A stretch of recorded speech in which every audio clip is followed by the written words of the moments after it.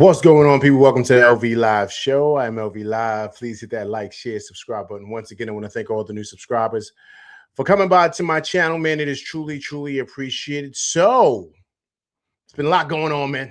A lot going on. As soon as I go to sleep last night, boom, everything drops. Knicks trade Yabusele.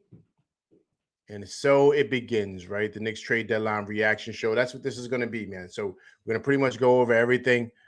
I'm sure you guys are well aware the Knicks traded Yabusele to the Chicago Bulls, right? That's kind of like what started everything for Dalen Terry, right? And then shortly after that, a couple of hours after that, into the wee morning, bam, they do it again, right? They send Dalen Terry and his rights, make that move for him, and 2 second-round picks for Jose Alvarado, man. The local kid from BK went to Christ the King.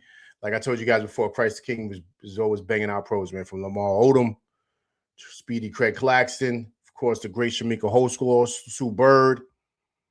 A lot of good ball players came out of Christ the King, man. I played against a couple of them, too. If you guys don't know Eric Barkley, I played against him at 5-star, man. A couple of other dudes, man, that came out of there. A lot of good ball players, man, that came out of Christ the King, man. So that's where he went to high school. He went on to Georgia Tech, and now he's in the league. I mean, listen, guys, this is a great story, man. Great story for a kid from the city. You know what I'm saying? Coming back home, I think it's extremely, extremely cool, man. So we're going to touch on that. And then also, too, Deuce. Tough injury, man. Tough injury. Listen, I knew something like this was coming, right? He's been out for too long. Then he had to go get reevaluated for stuff. He had to get some tests done. Yeah, it made me raise an eyebrow, and I said, okay, I don't know if Deuce is gonna be back anytime soon, right? So, definitely gonna touch on the news with that. But yeah, man, I appreciate everybody coming through rocking with me on this Thursday, man. Knicks trade deadline reactions. Appreciate it, man. Truly appreciate everybody coming through. Rondo, what's going on, man? Appreciate you coming through rock with LV Live. So look, this is something that they've been talking about forever, right? They've been having the conversations regarding Jose Alvarado for the longest, Misi, Sadiq Bey names, Najee Marshall. We even went as far back as to talk about bringing back a guy like Precious, right? But the Knicks made the move, right? Boom. They pretty much dropped the hammer or the anvil on someone's head, whatever you want to call it. And they made the move, man. Made the move to bring Jose Alvarado home. And it's great, too, because his contract is awesome. It doesn't really impact. I think he's making less. I believe he's making less than what Yabusele was making. Yabusele was making 5.8. And I believe Jose Alvarado, his contract, I believe it was, let me look at the number here. I think he's making about $4 million, man. He's making about $1 million less than Yabusele. So, but we also had to send him over two first-round picks, right? So 2 second-round picks, excuse me. So I want to make sure I got that correct. So now this gives Knicks a lot of wiggle room here, right? And also, too, the reports came out later. Big shout-out to Ian Begley. He reported that Yabusele basically spoke with the Knicks regarding the deal. And Ian Begley reports that Yabusele worked with the Knicks to amend the second year of his contract, removing the player option in order to facilitate a trade with Chicago, per league sources. Trade gives him opportunity to compete and play this season in Chicago and evaluate his options this summer. So that's what kind of made it easy. Basically, the reports that were coming out was that they were trying to move Yabusele for Alvarado straight up, but I guess that that next year, that second year option, that would pretty much guarantee him his contract for the next year. That pretty much scared away a lot of teams, right? They didn't want to pay him. They didn't want to have to be locked into this guy for another year, and so I think that's what scared away the Pelicans. But the Knicks were able to kind of get Chicago to kind of take that deal. And that's when they were able to get Dalen Terry, right? And so through Dalen Terry, he's pretty much his contract is up this summer. So the Pelicans could deal with that. They can get off of Alvarado. And on top of that, of course, they honey on top, or should I say, whatever, sprinkles on top, whatever you want to call it. Was them, the Knicks getting the Knicks giving them 2 second-round picks, right, for this. So the Knicks really had to do it. And it's funny that they've been talking about it for weeks, but it's perfect timing, man, because the stuff that's going on with Deuce, we listen, I thought it was his ankle, but it wasn't his ankle, right? So this is like perfect timing, man, for this to happen. And I'm sure the Knicks knew ahead of time, kind of like what was going to possibly happen with Deuce. And so that's why they probably really made the deal and probably maybe pushed it even more so to really try to make this deal for Alvarado, because they knew the situation with Deuce. And so it was just perfect timing, man. You know what I mean? I think, hey, man, look, the way this kid plays and the fire that he has in his belly, I think he's going to be a perfect fit here in the Garden. He's a New York City kid, man. So, he's going to have a lot of grit, a lot of fight. He's going to play extremely hard for this city. And that's you one shot D. What's going on, man? Appreciate you coming through, rocking with LV Live tonight. And so the energy he's going to bring, right? He's a really good ball player, great defensively. His stats are, for his career, he's averaged shooting 41% from the field, 35% from three, 76% from the line, 2.3 rebounds a game, 3.1 assists, steals. He averages a steal a game, averages 8.1 points a game for his career. So this guy is just a spark plug, man. He just plays defense, can knock down an open three if need be. He's shooting the best of his career this year, 36.3% from three. But he's a guy that can, play point, but really point of attack defense, right? That's what you want. A guy that's going to, press up from baseline to baseline and really be an irritant, right? And that's what you love, point of attack defense. And so that's what he can give while Deuce is out. Now, if we can, because of this offense, if we can get it to where that 36% from three can possibly get up to maybe 38, close to 40, that would be exceptional. Because then now you have a guy that can run the point, is great defensively, but can knock down an open three. Now you have a weapon here, right? So that's the beauty of him. But, the biggest thing with him is, he just what he does defensively, man. And I think that's the key. That's the key. What does he bring defensively? Like, how is he going to, make changes, meaning, make things change defensively, taking the pressure off of Brunson, and then having a guy like him out there with Shamet, with, of course, OG out there. So then also, too, like, he's interchangeable. He's a short guard. They said he's 6 feet. I've seen him a couple of times, too. I've seen him up at Dykeman. He played up there in a couple of tournaments. I've seen him up there. I think he's about 5'10". I don't think he's 6 feet. I don't think he's 6 feet. Because a couple of guards up there about 6'1". He was shorter than them. So I don't think he's – I think he's about 5'10", maybe 5'11". Maybe 5'11". And so what he provides is just that defensive pressure, man. Defensive pressure. And, of course, he could play the point, right? He could bring the ball up and take a lot of that responsibility off of Brunson's shoulders, which I think is awesome. So, listen, man, I think this was a great get.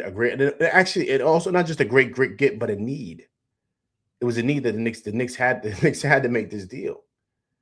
They had to make this deal. You know what I mean? And so that was the thing about this, man, because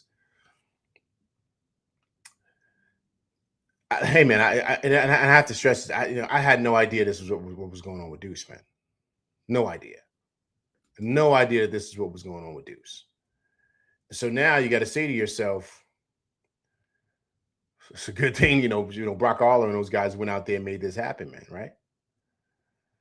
So also, too, what helps the Knicks out, too, with this deal is because of the contract that he's on, right? It kind of keeps us lower in the second apron, right? So what this does, because we're off the Yabusele deal, this pretty much opens up room to where the Knicks can pretty much be able to sign Mitch this year on top of Shamet and Diawara and possibly maybe Deuce also, maybe, right? So this is what this gives us, this flexibility, right? Everything is to try to get out of that, not being that second apron, right? So now I think this gives us $1.1 million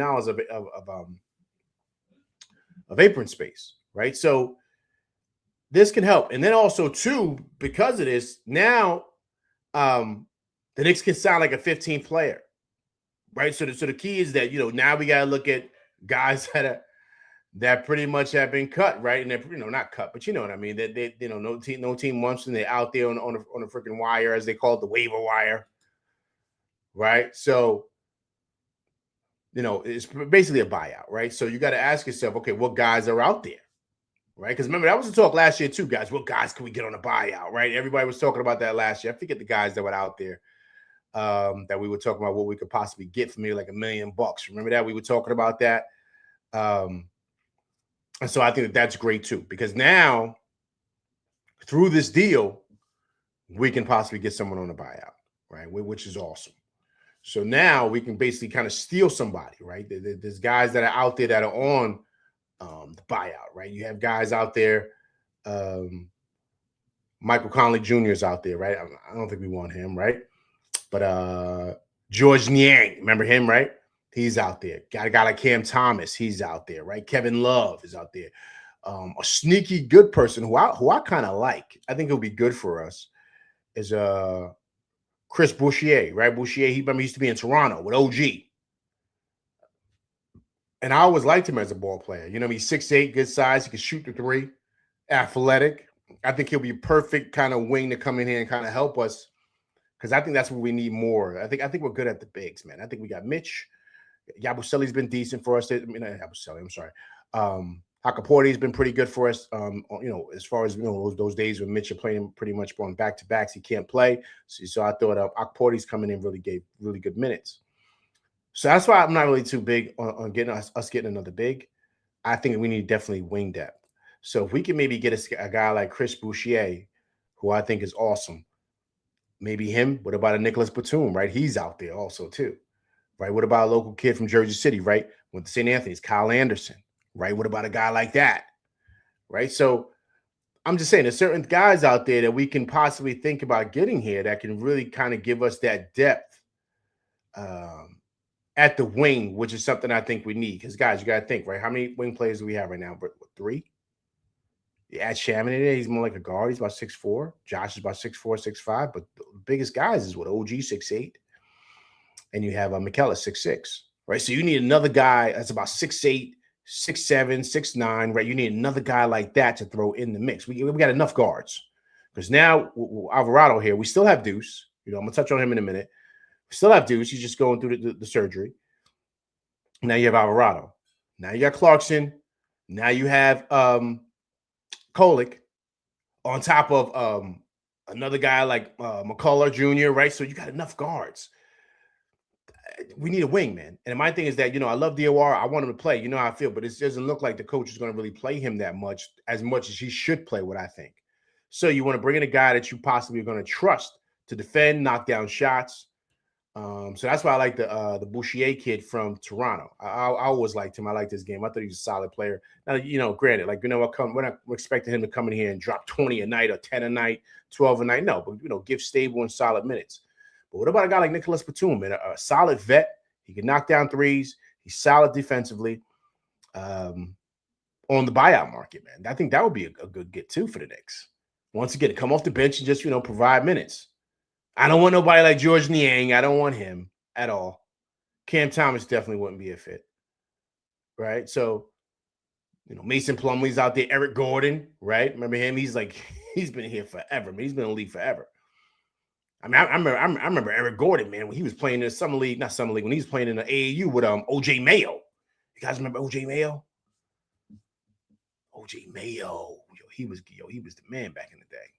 They thought OJ Mayo was going to be the next coming of Kobe, man. They thought he was OJ Mayo. You remember him? He was tough, man. Was tough. With the USC. OJ Mayo was tough. But yeah, he played. He was from that crew, like Derrick Rose and all them. That's how far he goes back, man. Eric Gordon. So, no, I'm not really with that. So, those are the guys on the buyout market. That's what getting Alvarado has done, man. It's really, really helped us to where we have that flexibility. And then also, too, with that, and then we got to look at the possibility also, too, of, him possibly staying here, right? If, do we, big shouts to Ian Begley, too.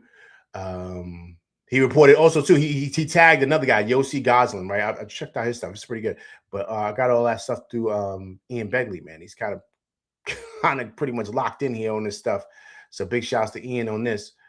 But Yossi Goslin, he says Alvarado's a $4.5 million player option for next season.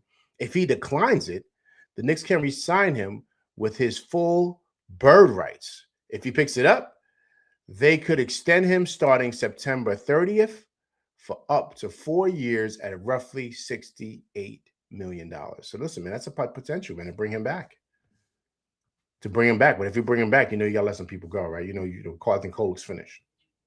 If that happens. Right. So, you know, I think, you know, of course, I think Clarkson is just, you know, I think Clarkson's done. You know, so that's something to think about here. Right. You know, bringing him back and kind of signing him, I think that'd be really awesome. Right. So I think everything pretty much worked out perfectly for the Knicks, man. We didn't really have to move anything. Everything else pretty much came together, man, which I thought was really, really awesome, man. So, yeah, so that's the thing with Jose Alvarado. So, all right. Now, the situation with Deuce, right? All right, so it's looking like here.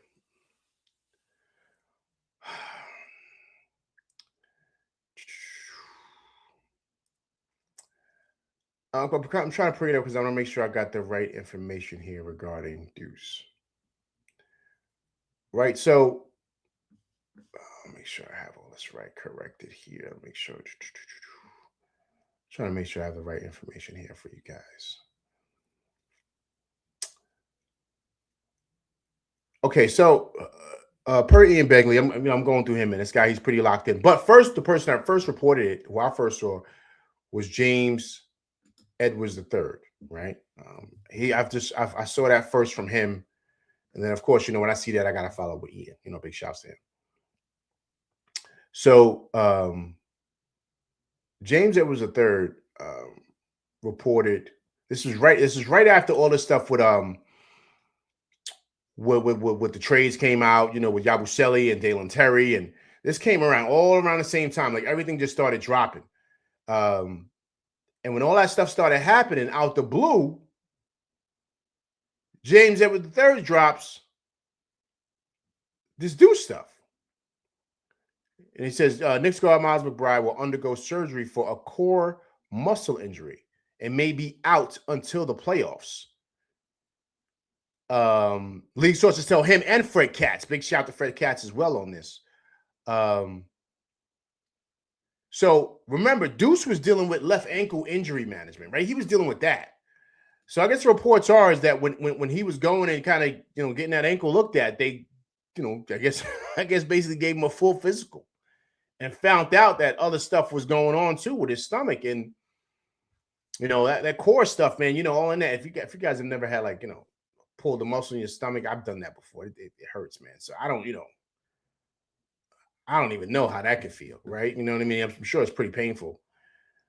And so, yeah, man. So that's what happened with Deuce, man. And it's weird because during this whole time with Deuce, I'm saying, like, yo, why is he out this long with his ankle? He was just playing not too long ago,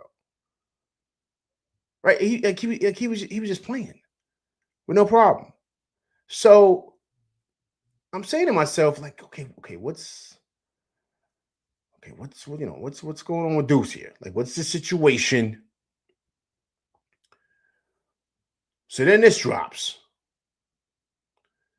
So now it's like he's going to be out. So and it's funny how everything comes out. So to me, it feels like the Knicks kind of knew what was going on. Of course, they're not going to let on during the trades and stuff for leverage, I guess. But this all dropped around the same time. And so what this does now, this changes up a lot of different things, you know. And you know, of course, big shouts to Deuce for a speedy recovery here. But they're saying he's going to be out possibly until the playoffs. I mean, so that, you know, this is a core injury. So this is not something you rush back from. I mean, what do you guys think? I think Deuce is out. I think Deuce is out for the whole season, man. I think he comes back maybe second round in the playoffs, if that. I mean, this is a serious injury. This is not like, he sprained an ankle or sprained a wrist or something like that. You know, and so I don't know, man. I don't know. I think that it's something to where they're gonna have to really kind of manage this and manage this with kid gloves, man, because you don't want to rush him back, and the injury turns out to be a lot worse than what we thought. And So they're gonna handle this with kid gloves regarding him. And so we got to see exactly, just where he's gonna be at. What I mean, how many more? What are we in? In February? So when the playoffs start? Playoffs start about April, May. All right. So when do you guys think he's gonna be out to like what? I don't think he's coming back anytime soon, guys. I just don't. I mean, this is a serious injury, man. It's a big blow, but I mean, the timing for Alvarado couldn't be even better. Because this is something that we're gonna need for him to produce and really kind of help out, man. Because we're kind of shorthanded now with one of our top guns coming off the bench. Looks like he's gonna be down now for some time.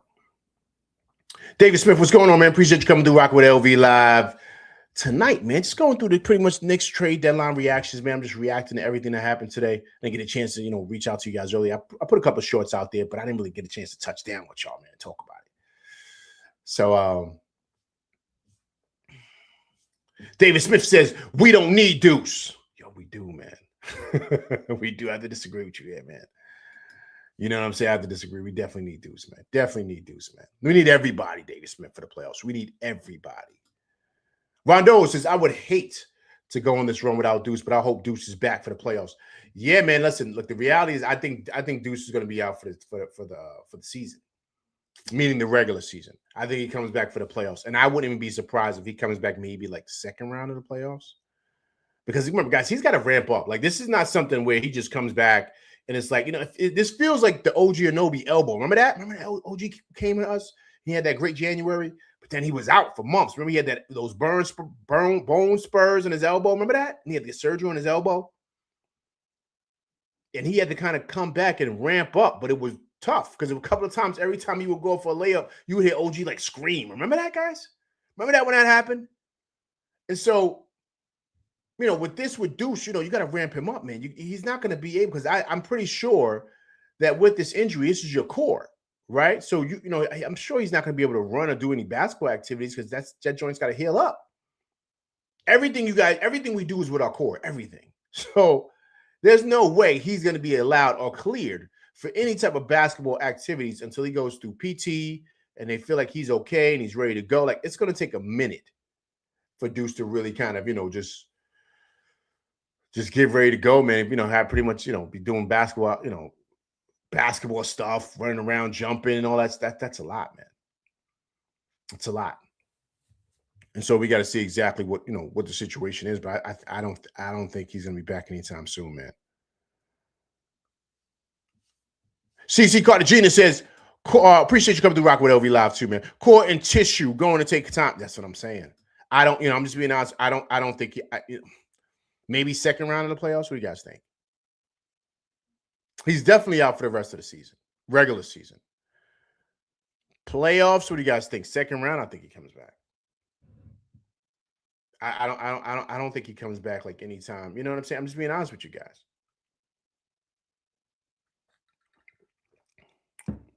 I just don't think he comes back anytime soon. Yeah, CC Cartagena, right? Second round for sure. That's what I'm saying. I don't think because CC, that's what I'm gonna call you, CC.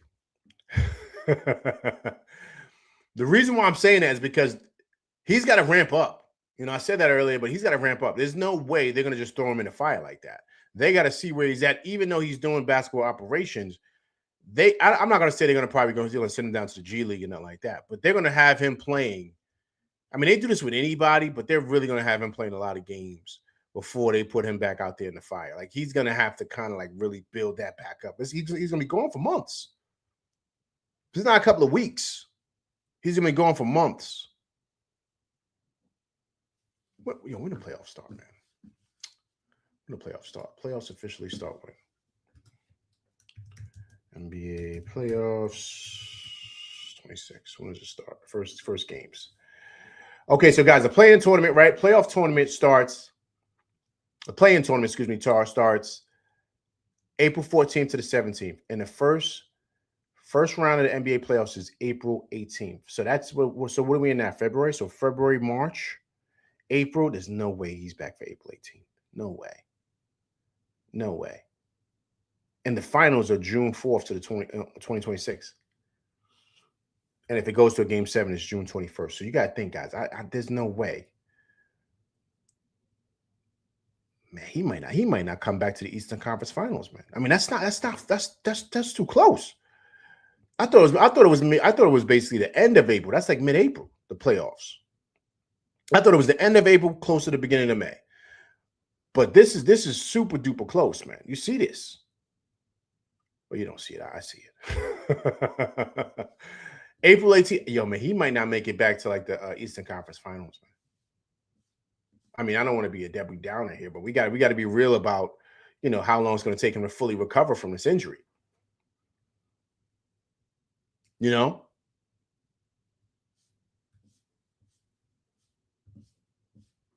Hey, Disc Grover, what's going on, man? Appreciate you coming through Rock with LV live tonight, man, for the New York Knicks trade deadline reaction show, man. Just kind of chopping it up with you guys. I put out a short, but I wanted to kind of touch down with y'all, man. Kind of chop it up so we can, kind of see what's going on, man. How you guys feel out there. Disc Grover says, shame we couldn't get Bay. Deuce's injury is probably what finalized Leon going with Jose. I think so too. Disc Grover, I was just saying that. I think they were kind of back and forth. I think they always knew they kind of wanted Alvarado, but I think they probably knew about Deuce probably about a week ago, or maybe 2 weeks ago. Because they said it was a routine check. They was looking at his ankle, and then I guess they decided to check other stuff. I guess he had pretty much a full physical. And they said, yo, what's going on here? And they dug deeper, and they said, yo, we're going to have to go in here, man. We're going to have to clean this up. Now, maybe it's not that extreme, right? Maybe it's not that bad. You have grade 1, grade 2, grade 3, like tears or strains and sprains. You have like all these different grades, right? So maybe it's one on the lesser end and not the worst. Maybe let's kind of lean towards that. If that's the case, maybe he's back first round. I'm just throwing things out there. Right? So that's something, we could maybe consider. But, I mean, it's still a core injury, man. I mean, this is no joke. CC says, Kolek has grown up and stays ready. He's doing fine with his minutes, but when he has aggressive defenders, that's where his challenge is at. Agreed, man. But we saw that in the summer league, right? We saw that's where his limitations come. Watson was giving him problems yesterday. You saw it. Cole turned the ball over just coming up the court. You know what I mean? So, if he was playing extremely well this year, right? If he was playing extremely well this year, there's no way they make this deal. They make this deal because I don't think they really trust in him too much. And I thought he's been playing well this year, like really well. But it's all about Coach Brown. Coach probably doesn't really believe in him that much. And it's kind of giving him room to kind of prove it to us. But they haven't seen enough from Kolek to where they trust and believe. Once again, guys, you got to think where we're shooting for, right? This is for the finals, playoffs. We're going to be facing against some top dogs out there, right? Especially those guys, point of attack defenders, right? And if you can't handle the pill and you struggling to bring it up the court in the regular season, in the playoffs, it is no way. He's going to struggle. And so I'm sure the coaches saw that and said, okay, let's go make this move. The service is the good thing is that we caught it early enough to where Deuce could still come back for the playoffs. Agreed. But that was Bruce Brown. Yeah, Bruce Brown was getting, yeah. He was getting him fits. CC, you're right about that. But this Grove, I agree, man, that we caught it early enough, man. I mean, yeah, it's ill, man. It's ill. It's ill, man. It's just really, really ill. Because I don't, I'm just being honest with you. I don't know, man. I don't know. I mean, I want to be optimistic, but that's a core injury, man. That's going to take him some time to really get back to, feeling confident in it. You know what I'm saying? Like, because everything you do is with your core. Running, jumping, everything is your core. Everything.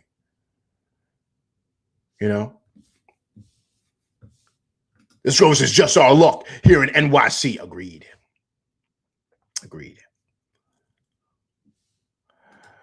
Let's go. Says when our sixth man is in the middle of having a career year. Agreed, man. Agreed.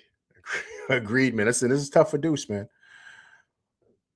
This is tough for Deuce. But guys, you know, a lot of times during the season and during the playoffs, the better team that wins is not the best team that wins is not always, excuse me. The team that wins is not always the best team or the better team. A lot of it is injuries and the law of attrition. That's the key when you get there. When you get to the playoffs, it's the ones who don't really have many injuries, guys that can fight through injuries, and guys, it's the law of attrition. I mean, look what happened last year with the Pacers, right? Look what happened last year with the Celtics with Tatum, right? That was the thing. That's when we got him. You know what I'm saying? Because Tatum was on a heater that game. Now, I don't think they beat us, but still, you never know. They could have pushed it to 7. Right? They could have pushed it to 7, but then Tatum gets hurt, right? So once again, it's the law of attrition. The year before that, guys start, Brunson broke his hand, remember? Guys, Josh had a stomach issue against Indiana. We started breaking down, right? So it's the law of attrition, man. That's the key. And so, it's tough, man. It's tough. Eric Green, what's going on, man? Appreciate you coming through rocking with LV Live tonight. LV just going on to the next trade deadline reaction, man.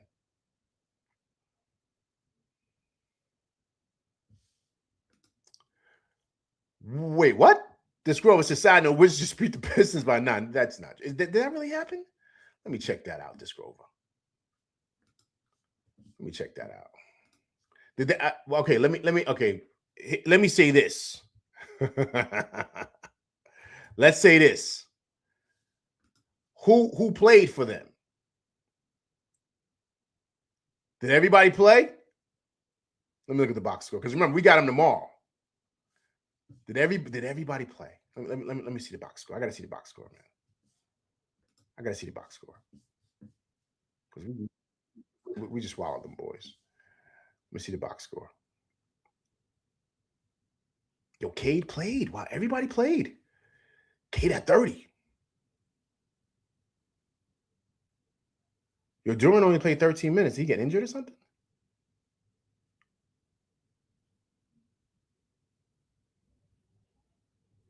He only had 1 foul. Yo, did Jalen Duran get injured? He only played 13 minutes, man. Yeah, everyone played.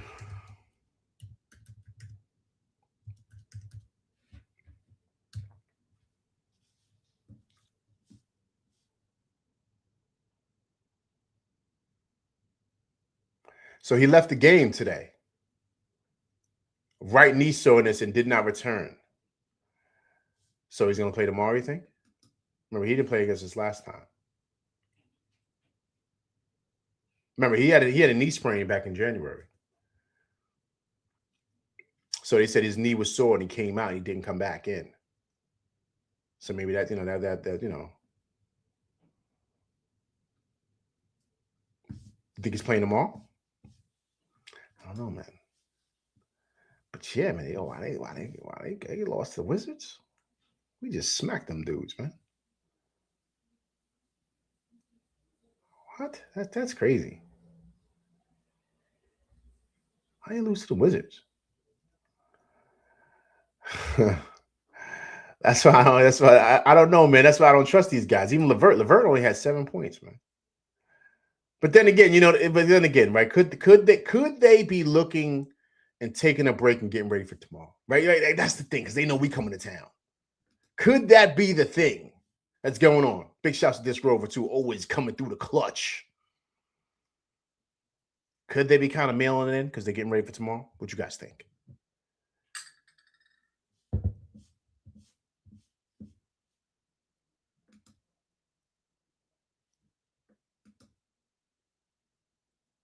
Minutes restriction for tomorrow. Okay, but they say he left for knee soreness. Eric Green, so let the Pistons be at full strength. We need to see how we match up. Good test for us. Good. Agreed. Eric Green, I agree with you. I agree with you totally. Who asked me if Josh is playing tomorrow? Let me see. Let me see.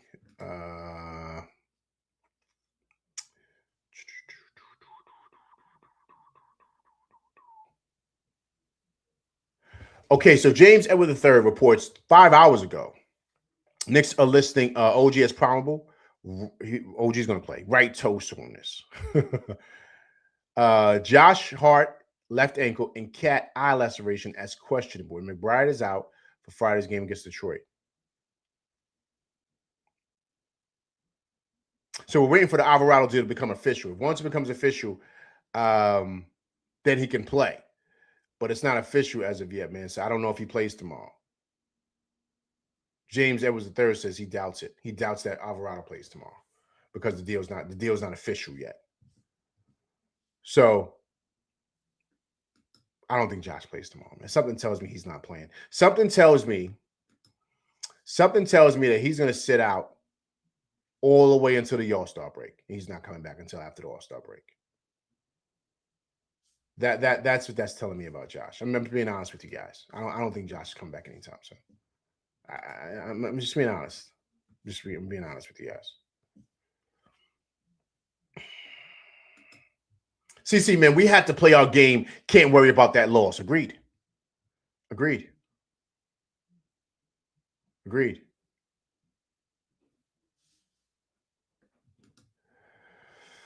Yeah, no, I don't think that. Well, based on what James Edwards III just reported, this Grover, I don't think they said it's not official yet. So,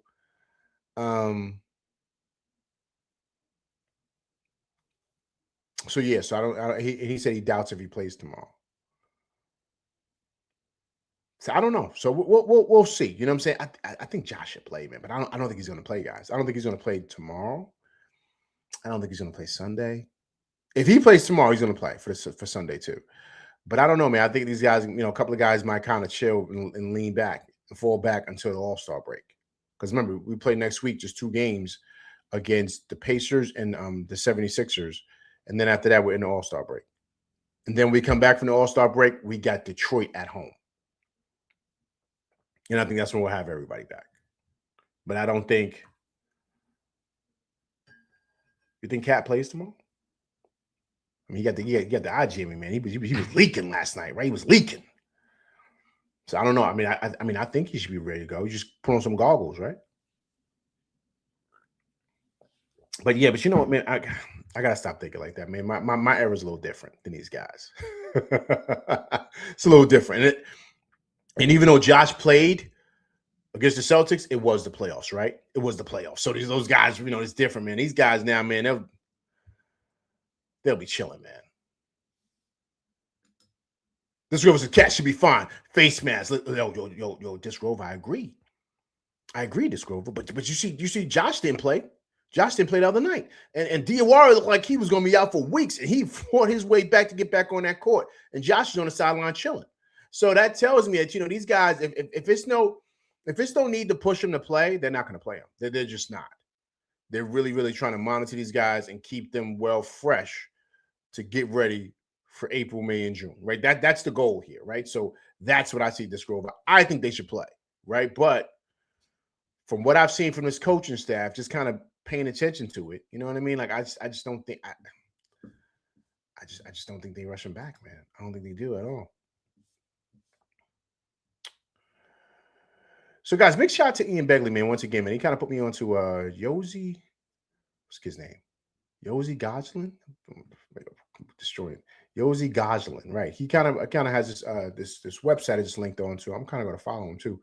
Third Apron, right? So he's talking about the buyout markets, guys, and because of this Alvarado deal, we're able to look at some buyout candidates, man. Some guys that can sign with any team. I talked about it earlier, but some people rolled up in here, man. So I'm gonna talk to them. I'm gonna share it with you guys, so we can kind of have a conversation here about who we should possibly bring in. Who would you guys be open to? Because the Knicks have some money now because of the Jose Alvarado deal to kind of, bring in some guys from the buyout, man. So you guys see a big shouts to Ian Begley and Yosi Gosling for this right here. So guys, you see the buyout there, right? So this is, you see right there, it says can sign with any team, right? Okay, let me sure I pull this up for you guys. Okay. So Thibault's out there too. Remember Thibault? Who did Thibault used to play for? Who the Sixers, right? Yeah, but Thibault don't do. He can't score nothing. He just play defense. He's just a hack. So who would you guys be interested in? Of course, not Mike Conley, right? Noted that. You guys want Lonzo Ball here? Would you guys do that? Would you guys take a flyer on Lonzo Ball? Would you guys do that? What about Pat Connaughton, right? Pat, he played. Who did Pat play for? Did he play for the Bucks? Would you guys want him? Pat Connaughton? What about George Niang? No way, man. He's no way. I just remember him with the Sixers, man. He just didn't do anything. Cam Thomas? All he does is shoot, man. I remember him when he came out of high school. He came out of Oaks Christian. I'm Oaks Christian. I'm sorry, Cali. He came from Oak Hill, like Melo.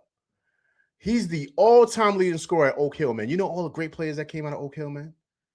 And he scored the most points out of all them dudes. Melo, everybody.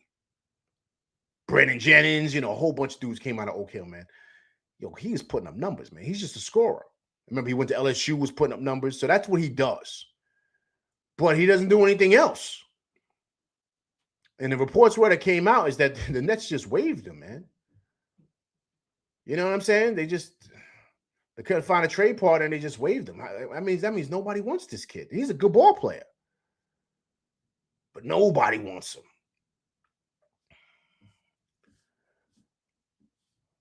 I'm go down a little bit further here. What about Sarek? Nah, man, no way. Kevin Love?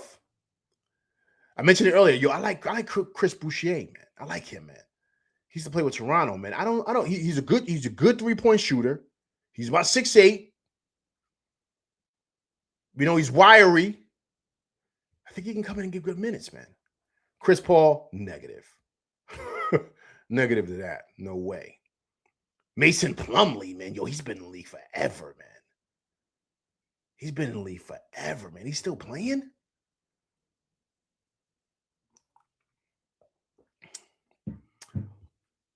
Eric Gordon, too, right?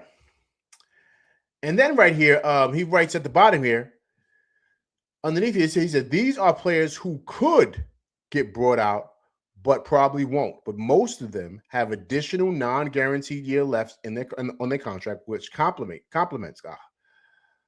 complicates things. Most of these players might avoid a buyout so they can have a chance of making some or most of their non-guaranteed money for next season. So look at DeRozan. You think DeRozan gets brought out? I don't think so. CJ McCollum, you think he gets brought out? Where did McCollum go again? Where did he go? He go to Charlotte? I forget where McCollum went, man.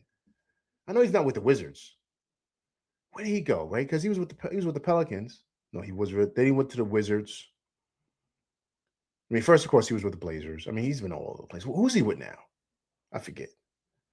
D'Angelo Russell, right? He came over in the he's in Washington.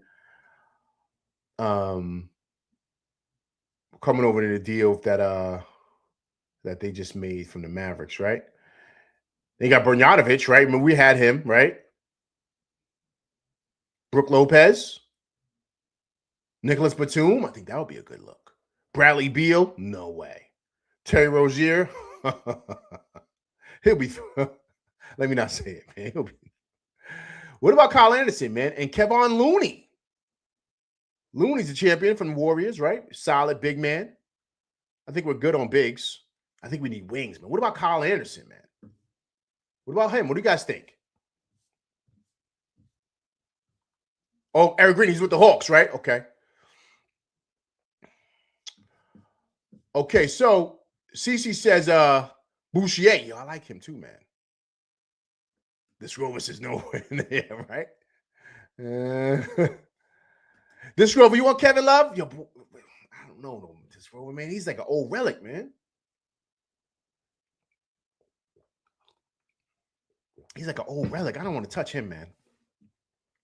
CZ says we can't extend a player making more than $14 million. Yeah, listen, that's what I'm saying. That's why I ran off some of these names. But if you look in the contracts, I'm not, of course, DeRozan, no, he's making 24. CJ McCollum, no, he's making 30. Bogdanović, we had him, he's making 16, right? Brook Lopez making 8. Nicholas Batum making 5. Bradley Beal making 5. Terry Rozier, forget it. Don't even. Kyle Anderson making 9. Kevin Looney making 8. But guys, you got to ask yourself, what do we need right now? What do we need? I think we need wings, man. So to me, the names that pop out here are Kyle Anderson, Batum, and that's it. And up here, further up here is the kid Boucher. That's it. Excuse me. That's it.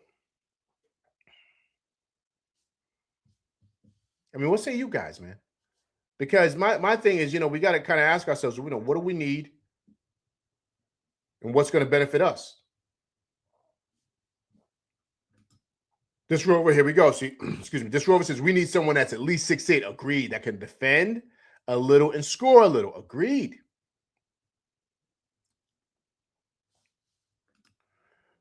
Batum is the same age as Love. Yo, he is, but you know what? This Rover, he gives something a little bit more than Love can give. He plays solid enough defense. All the things you just mentioned, this Rover. How big is Batum? About 6'9"? Can defend a little, right? And can shoot. You leave him open, he can knock down that 3.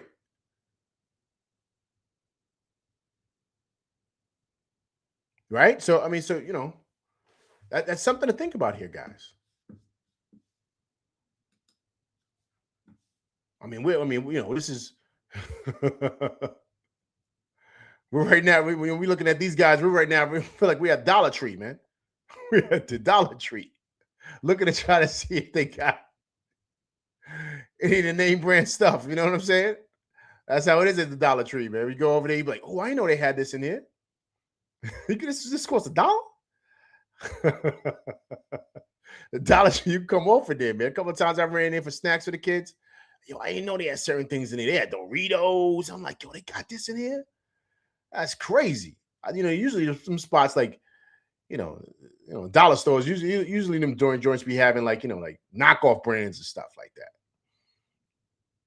Yeah, but Dollar Tree be having, sometimes they be having legit stuff up in there, man. Sometimes they don't be $1 either. They be trying to bang you. They be like, yo, this is like $3.95. I'm like, yo, my man, this ain't a real Dollar Tree.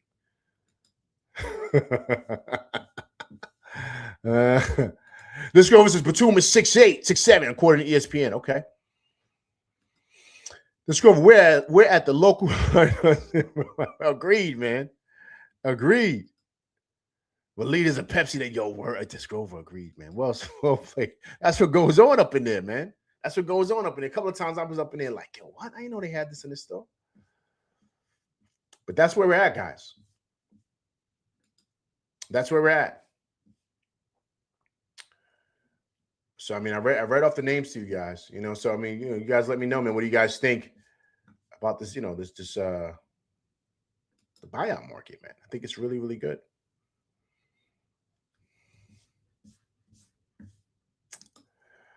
We can pick up big.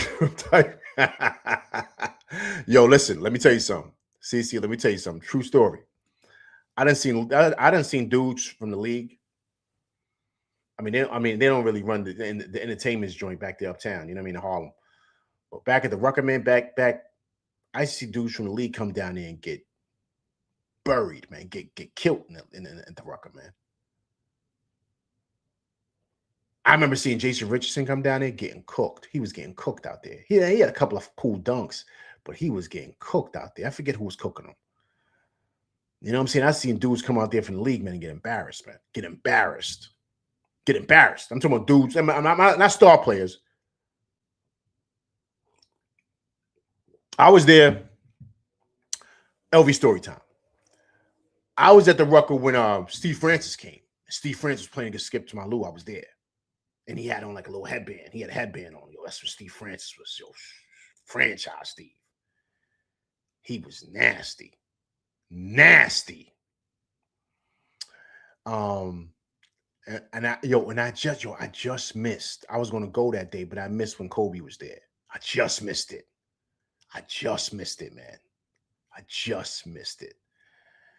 And my man was like, yo, you should have came. He said, Kobe came. I said, you did? He did? And that's when they gave Kobe. I asked him, I said, yo, what was they calling him? He said they called Kobe Lord of the Rings. That was his name. That's what they called him at the Rucker. They called him Lord of the Rings. True story, man. True story. I was supposed to go that day, but I didn't go. But I was there. I saw Steve Francis out there. Who else? I was there when Vince was there. When Vince went against my man A Butter from Harlem. Big shouts out there to A Butter. I was there when he played against Vince at they was in Gaucho's gym. And Vince did the windmill and shut it down. I was there that day. But they did it in Gaucho's gym. Who else I saw? You see a couple of dudes that are like role players that come out there. I was there. I was there when JR came out there. JR was killing dudes. He was killing cats. He was killing dudes. JR was killing dudes, killing them. He came out there. He was getting busy. I was out there when Kmart was out there. Kenya Martin, he was out there just bullying dudes, pushing them around and stuff like that.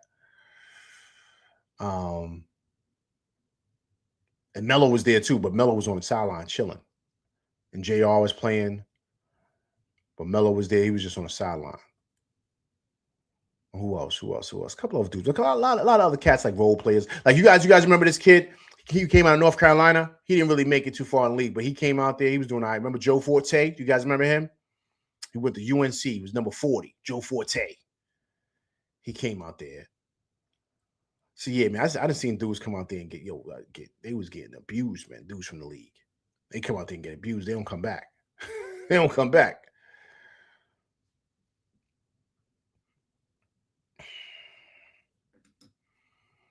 CC, you saw Jason Terry out there? Who's smoking him? Oh, Dante Jones. I remember, Dante Jones from Jersey, right? He's from Jersey. Oh yeah, Barron came out there. I wasn't there that day. I think that was a championship game. The Baron was out there. He's playing against Kareem Reed now.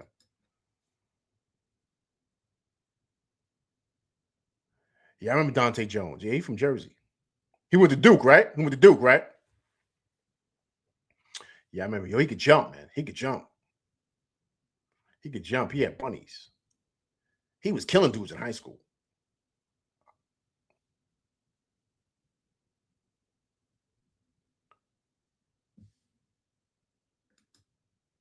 He got smoked by antifreeze. Yo, who's that? Jason Terry? Yo, word, that's how it be, man. That's how it be.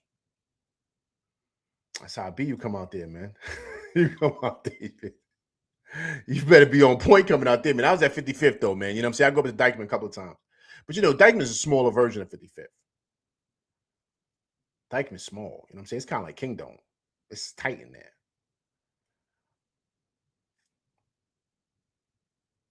Oh, Bone Collector. Yeah, Bone Collector was cool.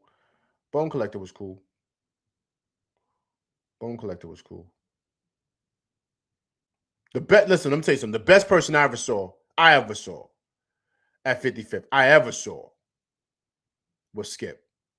In person, live. I saw him live and in person. Yo. Oh yeah. Steph used to be at 55th all the time because he played with Terror Squad. I saw Steph play a lot. He played just like how he always played. You know what I'm saying? He played like he's back in high school. Steph was killing. I ain't never seen somebody go out there and give Steph the business out there. He always played with Terror Squad. Always played with Fat Joe. What was I just saying? So it just slipped my mind because I was thinking about so many other things, man. So many other things going through my mind. But yeah, man, those are the great memories, man. Great memories out there at 55th, man. Great memories. A lot of good ball players. Dudes coming out there, earning their name.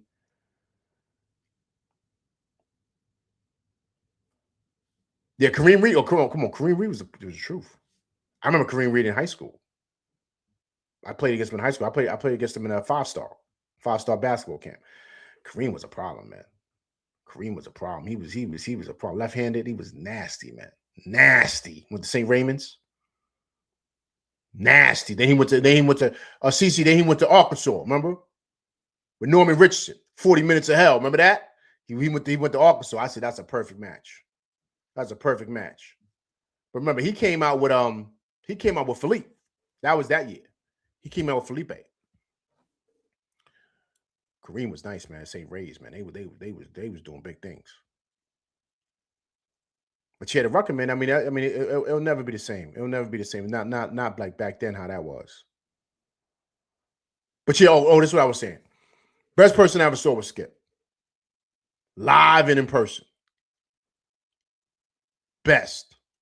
Handle was crazy. Crazy.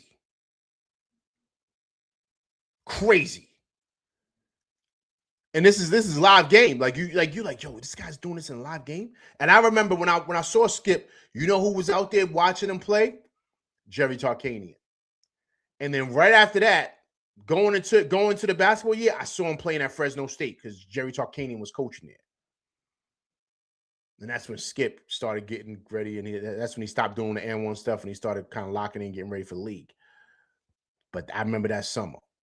That summer is when he was cooking in 55th, cooking.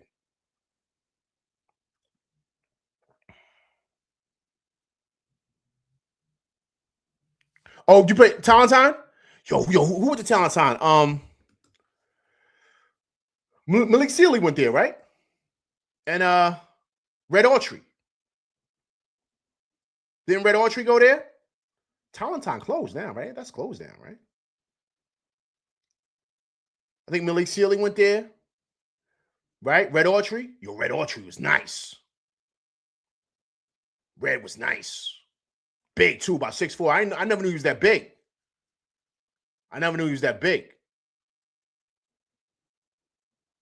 Sealy was, come on, Sealy was the truth, man.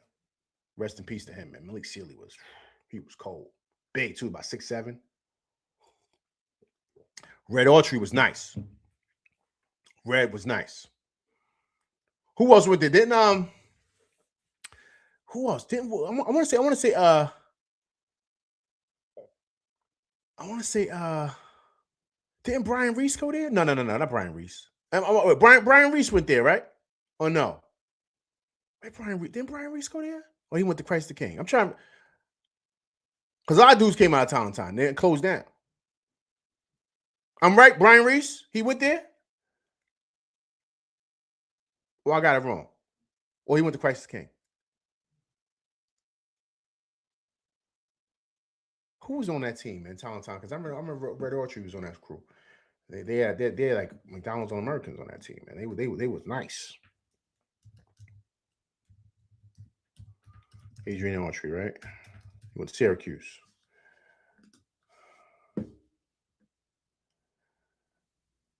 Talentine in the Bronx, right?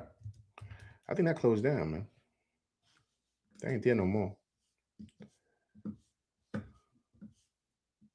Yeah, he's McDonald's on American, man. 1990. I remember, he was. Yeah, Brian Reese. Okay, I was right. Yeah, they McDonald's on Americans. Brian Reese, where Brian Reese was? North Carolina, right? Yeah, you bring back memories now, man.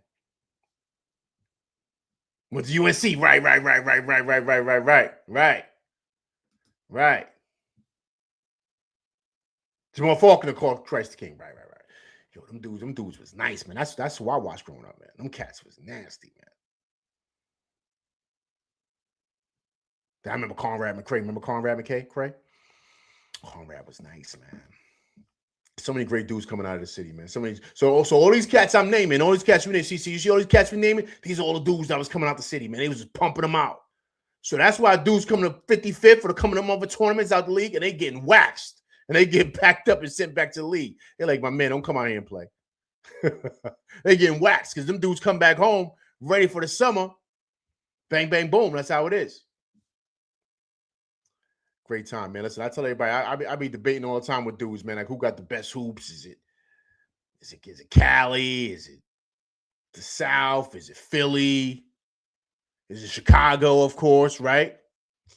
I say, yo, ain't nobody touching the city, man. Ain't nobody touching the city. All I gotta say is Kareem Abdul-Jabbar, man. That's it. If you want to get technical and say Michael Jordan because he's born in Brooklyn, okay, but not really. But I'm just saying. Nobody. Kenny Anderson. I mean, the list goes on. Kenny Smith, Tiny Archibald, you know what I mean, from the Bronx. Rod Strickland. I mean, the list goes on. The list goes on. The ball players we pumping out. Lloyd Daniels, you know what I mean? These are old cats. Pearl Washington, these are old dudes. Bob Cousy. This is how far we go. Come on, man. Ain't no place better, man. I played the tournaments. I mean, it's no place better, man. No place better. No place better. Especially the Catholic League in the city, man, is ill. Back when I was coming up, you had Rice, St. Raymond's, LaSalle, All Hallows, of course, Christ the King, Cardinal Hayes, Jamal Mashburn. I mean, come on, man. I mean, the list goes on and on, man. List goes on and on. I could be here talking all day. Them dudes come back playing them summer tournaments, be killing dudes. The scroll says, out of the roster of available players, it seems Kyle Anderson is the best pick. Decent offensive stats, can grab some rebounds and defend a little bit. You know what? I like slow-mo. You know, Disgrove, you know, he's a local kid too. Kyle Anderson, he's from Jersey City. He went to St. Anthony's. I like slow-mo, man. But here's the thing, though, Disgrove, but he's like, we need a guy that can stretch the court, though. That's why I like Nicholas Batum, Disgrover, or maybe even Boucher. I like Kyle Anderson because he's a total player. But my thing is, with that size, you need a guy that can stretch the floor, Disgrover, and can knock it down. You know what I'm saying? So that's the only thing with Kyle Anderson. That ain't really his game. You know? And so we got to, once again, we got to kind of ask,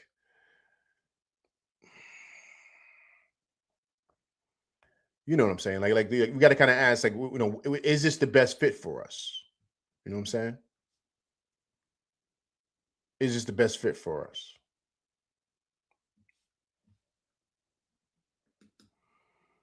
Yeah. CC agreed, man. Come on, man. It's just... I remember I went to 5-star. And they were saying that the best league in the nation. The two best leagues in the nation at the time when I went. Now, I'm going back. I'm giving my age. I'm talking like 9'3", 9'4". The two best leagues in the nation in high school basketball was the Chicago Public School League and the New York City Catholic School League. The two best leagues in the country. Because you going against straight dogs every week. Every game you playing against All-Americans. Like, it was no joke. No joke. No joke. From St. Raymond's to Rice to LaSalle to Bishop Loughlin, of course, Mark Jackson, Bishop Ford. Of course, Archbishop Malloy, Kenny Smith, Kenny Anderson. You know, Bishop Ford, Bishop Loughlin, they're out there in Brooklyn. All Hallows. People forget about how nice All Hallows was. You know what I'm saying? They was banging out pros. I'm just saying, man. It was a lot of dudes, man. Every week somebody was nice. And there was dudes that was going like smaller schools that was nice. Yeah, Mount St. Michael out there right there on the borderline between the Bronx and Mount Vernon.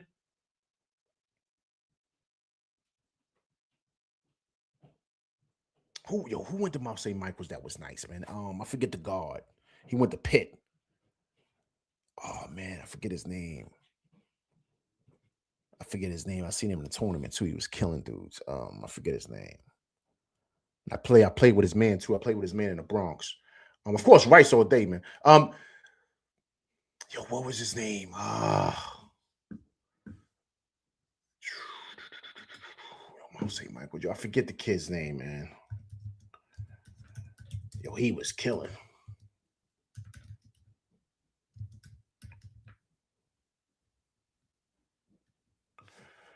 I gotta get his name now.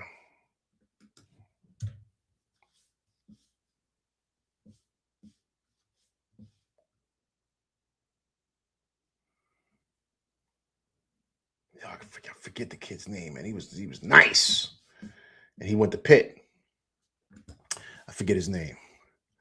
Brother BK, man, Sports Show, man. I appreciate you once again coming through, man, and pretty much hit me with that $5 super chat, man. It's truly appreciated, man. What's your reaction to the Jose Alvarado to our team? Is the right move, or you don't feel like it? Brother BK, I definitely love the move. It's much needed. And once again, they appreciate you, man. Thank you for the super chat, man. It's truly appreciated. Thank you for that, man. Much needed because of what's going on with Deuce, but also too, I don't think if they're not comfortable with the whole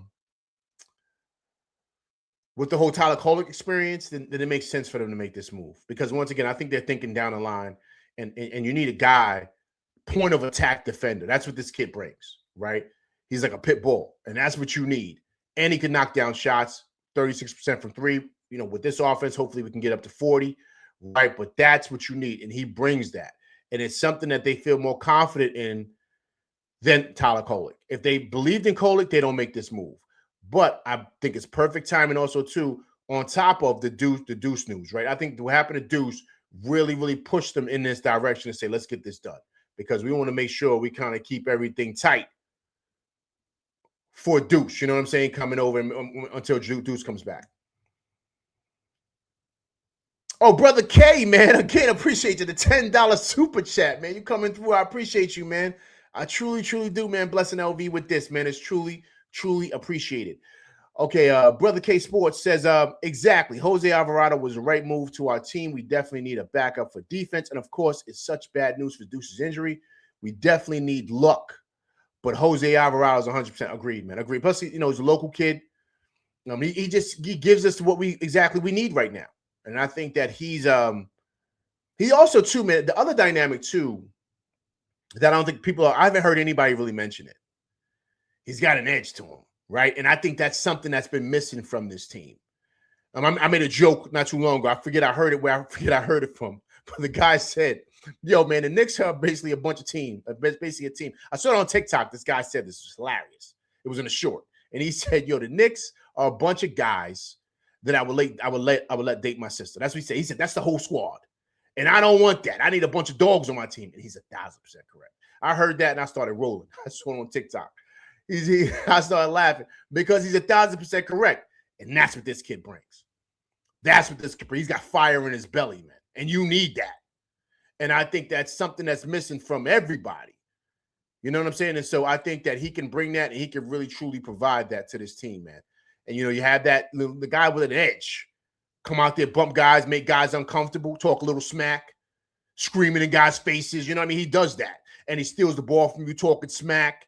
Then come down, knock down a three, right? You know what I mean? So, I mean, you know, you need that, man. You're going to need that for the playoffs, too.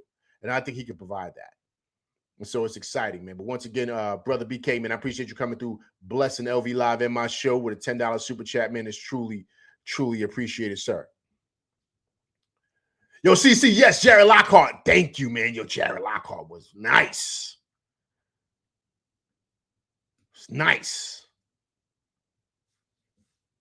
It was the other kid that came from the Bronx, too. I think he came from Mount St. Michael, too, right? What was that kid's name? I think it was Quincy Doobie, right? Oh, no. Is he from no, wait. Quincy Doobie, where was he from? I don't think he's from Mount St. Michael's, though, right?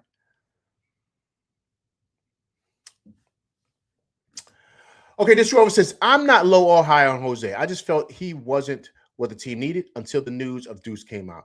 You know what, this Rover, that's a good point. But I think this Rover, I think what it is that I don't think they believe in Kolek, man. I think that's what it is. They've been talking about him for weeks now. Like this is before we even knew about the Deuce stuff. They've been talking about Jose Alvarado and Bay and, of course, Misi and stuff like that. And so this is where that's been coming. This has been going on for weeks. So, but I think a big part of this, Grover, is because they do not believe in Kolek. They just don't. And I think they're trying to give him opportunities to really kind of show and prove and make the coaches believe. But I just don't think he's turned that corner yet. And he's hella talented. I think he's played really, really well for the Knicks this year. Like I said before, I feel like this year is really, truly his rookie year.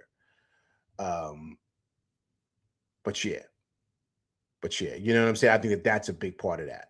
Now, this Grover, to your point, I do agree with you. I do think we need a wing. I think that's important. We have no wings. None. Mikal Bridges is more of a guard.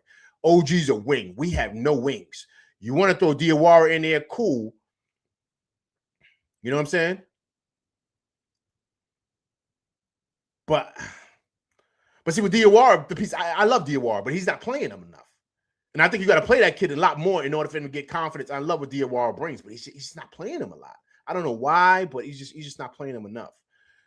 So he's another wing that we have, but he's just not getting enough. So you want to bring in a guy that the coach is going to believe in. He's going to trust, a la Tibbs, right? That's a Tibbs thing, to where the guy can get a lot of minutes and kind of give He can spell OG. So you're gonna need a guy to come in about 6 minutes, about 6 to 8, excuse me, about 10 to 15 minutes a night. Could really provide some stability to that lineup while OG's resting.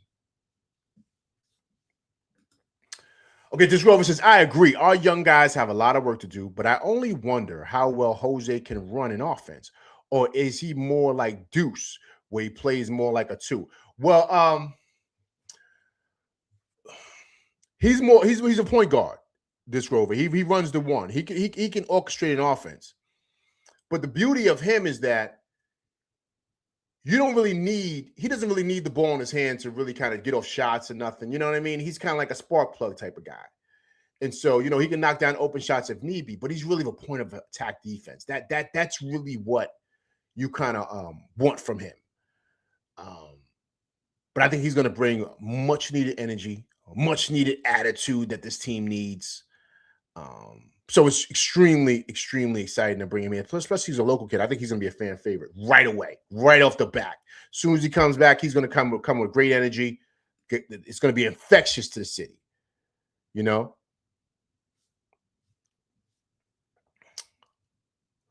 Mike Severino. Does that pronounce it? Probably. I don't want to mess up your name, man. I appreciate you coming through rocking with me, man. Yes, first time. Oh, appreciate you coming through, man. Listen, subscribe to the channel, man. This is what I do after every Knicks game. But I appreciate you coming through rocking with me and my crew. Appreciate you, man. Truly do. Yuri.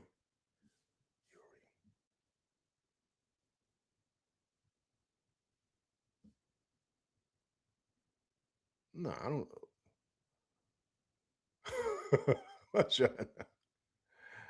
Big Tash, yes, we're live. Absolutely, yes, we're live. Yo, you know what? CC, yeah, you know what they're called now? OSL, our Savior Lutheran. Yeah. They're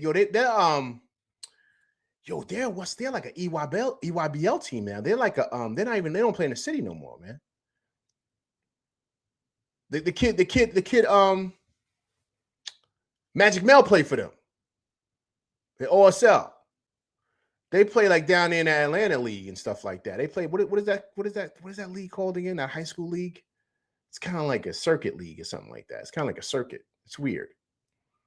It's kind of like a prep school. I don't know, but that's what they play.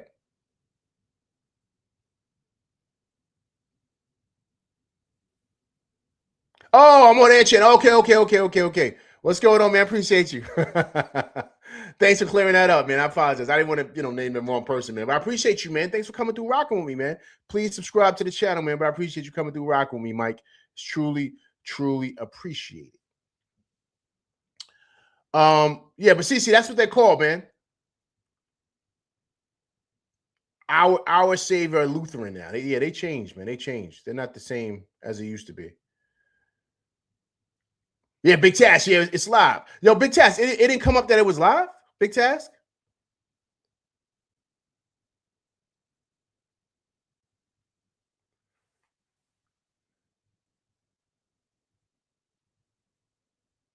It didn't come up. Big Task, just let me know. Did it come up live? I'm not sure,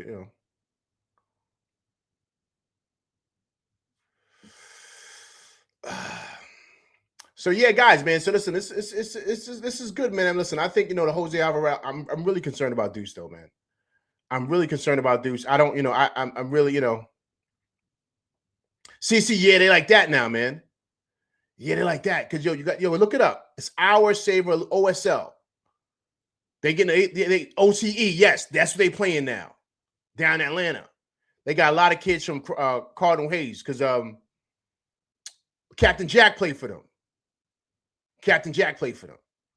He played for them, and then a couple of other dudes. They're going to play for them now. They're leaving the city, man. The city ain't what it is no more, man. All the top ball players are leaving, man. Because who got the city right now? Stepanek got the city, man. Stepanek's in White Plains, man. They ain't never really been like that, but they got the city now. No, I'm bugging it. Luha got the city, Long Island Lutheran. And they ain't never, where they come from. But the last 10, 15 years, Luha has been spanking dudes. They getting everybody. All the top dudes. Remember, VJ Edgecombe was out there. Melo Sun was out there. They getting all the top dudes. So everybody, all the guys in the city either going to Luha or they going over there to OTE. It's not the same no more, man. Rice is done. Rice closed down years ago. Nobody's really going to St. Raymond's. You know what I'm saying? Nobody's really going to LaSalle. I don't know. Does LaSalle even have a team anymore? You know what I'm saying? So it's not the same, man. Okay, Big Taz says, I didn't recognize the notification was for live. No, Big Taz, come on, man. It's okay. Man. Ain't nothing right. I saw your earlier video about the trade and thought it was a follow-up. Nah. Okay, 1 second, Mike. 1 second here.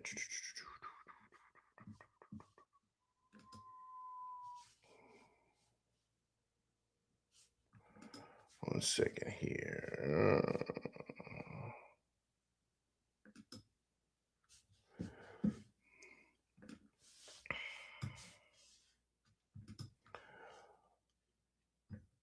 Okay, so guys, I'm gonna put the link in the StreamYard here. If you guys want to come and hop on, a couple of guys said they want to talk. That's cool. Anytime you guys want to hop on and talk, man, you can definitely do that, man. So I'll put you guys here. Here's the link. The link is right there in the chat. Anybody want to come through, hop on, talk to LV, you can do so. Definitely have a phone line coming through, man. It's all come together. Once again, I get this out the mud, man. So So yeah, man. So okay. LV, what's going on, man? You, brother. Plenty blessings to you on this February month. Knicks on a hot stretch. Yes. After a pitiful January. And I think this represents the journey of the NBA. 3 months in, regular season, October, November, Knicks are one of the hottest teams right now. Then January hits after the San Antonio loss on New Year's. It came crashing down. Everyone's saying what's going on, how's the fall off happening. You get bad blowout losses from Atlanta, from Mavericks, Philly. It was a ride. You feel me? So and then you just look at this team. It's like they went 2 for 8 in January. And, now you have people saying, Mike Brown lost the locker room. Cat's not buying in. Jalen's not buying in. We're back to ISO heavy ball. All of a sudden, notification. Players only meeting. Jalen Brunson calls it in. All of a sudden, starts with the Nets game. They win that game. Okay, it's the Nets. Beat Philly. Next thing you know, boom, boom, boom, boom, boom. 8-game winning streak. It went from being a fluke to being, okay, they're back. And one of the things I have to credit for this whole thing was Jalen Brunson. He called the players only meeting. I know Josh Hart said it was just a regular meeting. The door was always open. It was a players only meeting, LV. Let's not get it twisted. It was a players only meeting. I have a funny feeling it was. They can downplay all as one. When you lose to the Mavericks and you have bad blowout losses, you gotta call a meeting. Everyone has to figure out their roles. Now you see Cat buying into his role. Now you see Jalen Brunson being more of a facilitator. He still gets his points up, but now it's during the fourth quarter. Mikal Bridges, inconsistency. All right, that's got to be fixed. But when he gets a block, when he hits a 3-point shot, when he does the timely things that you expect him to do, he'll get it done. I don't really care about the inconsistencies. I'll worry about that when it comes playoff time with Mikal. Deuce being out, that's a big blow. Deuce, we're losing Deuce was big time, but it goes to show you how we have a good front office. I remember back in the previous administrations, OV, that we were getting leaked out every time trade deadline happens. Knicks wanted to prove their roster. I'll never forget it when, after the Pacers lost that series, it got leaked out that the Knicks were looking for a big. They pull off probably one of the stupidest trades I've ever seen till this day. Forget about the Carmelo trade. I still think DeAndre Bargnani killed the Knicks for that decade. Yes, the Melo trade was red. I didn't really care about it, but Andrea Bargnani was worse. And when that got leaked out that the Knicks were looking for a big, the whole team's looked for to fleece the hell out of them. and they were getting fleeced all this time. Now, no more fleecing. I love how we got Jose Alvarado, and the report drops that, oh, Deuce has an injury. That is amazing front work office by Leon Rose and Cole Company. So what say you? Hey, listen, man, you said a lot. Once again, Yuri, I appreciate you calling in, rocking with LV Live, man. Now you have my channel. Please subscribe, but I appreciate you coming through, man. It's truly, truly appreciated. Listen, you said a lot there, man, but let's kind of start at the top. Right. I totally agree with you, man. The players' meeting was needed. I think that these guys, it's a difference, man, when you're trying to have, you have the mindset of what the Tibbs regime did, and now you have a new coach. You don't really know who your team really is when you have your back against the wall. Right. And so that's what happened when they, lost 9 out of 11 games. There was a lot of soul searching that had to get done. A lot of guys had to look each other in the mirror, right? So I don't really think too much. I mean, I have my issues with the coach, but I think it was really those guys. They had to really come together and say, you know what? Screw the coach. Let's really get down to what we need to do and take it seriously. And I think a lot of it had to do it on the defensive end, and that changed everything. And now through that, now you're seeing guys play with a new motivation and new confidence because they're playing for each other. You see, even after the game, you see Cat hugging on Mitch. You see that interaction.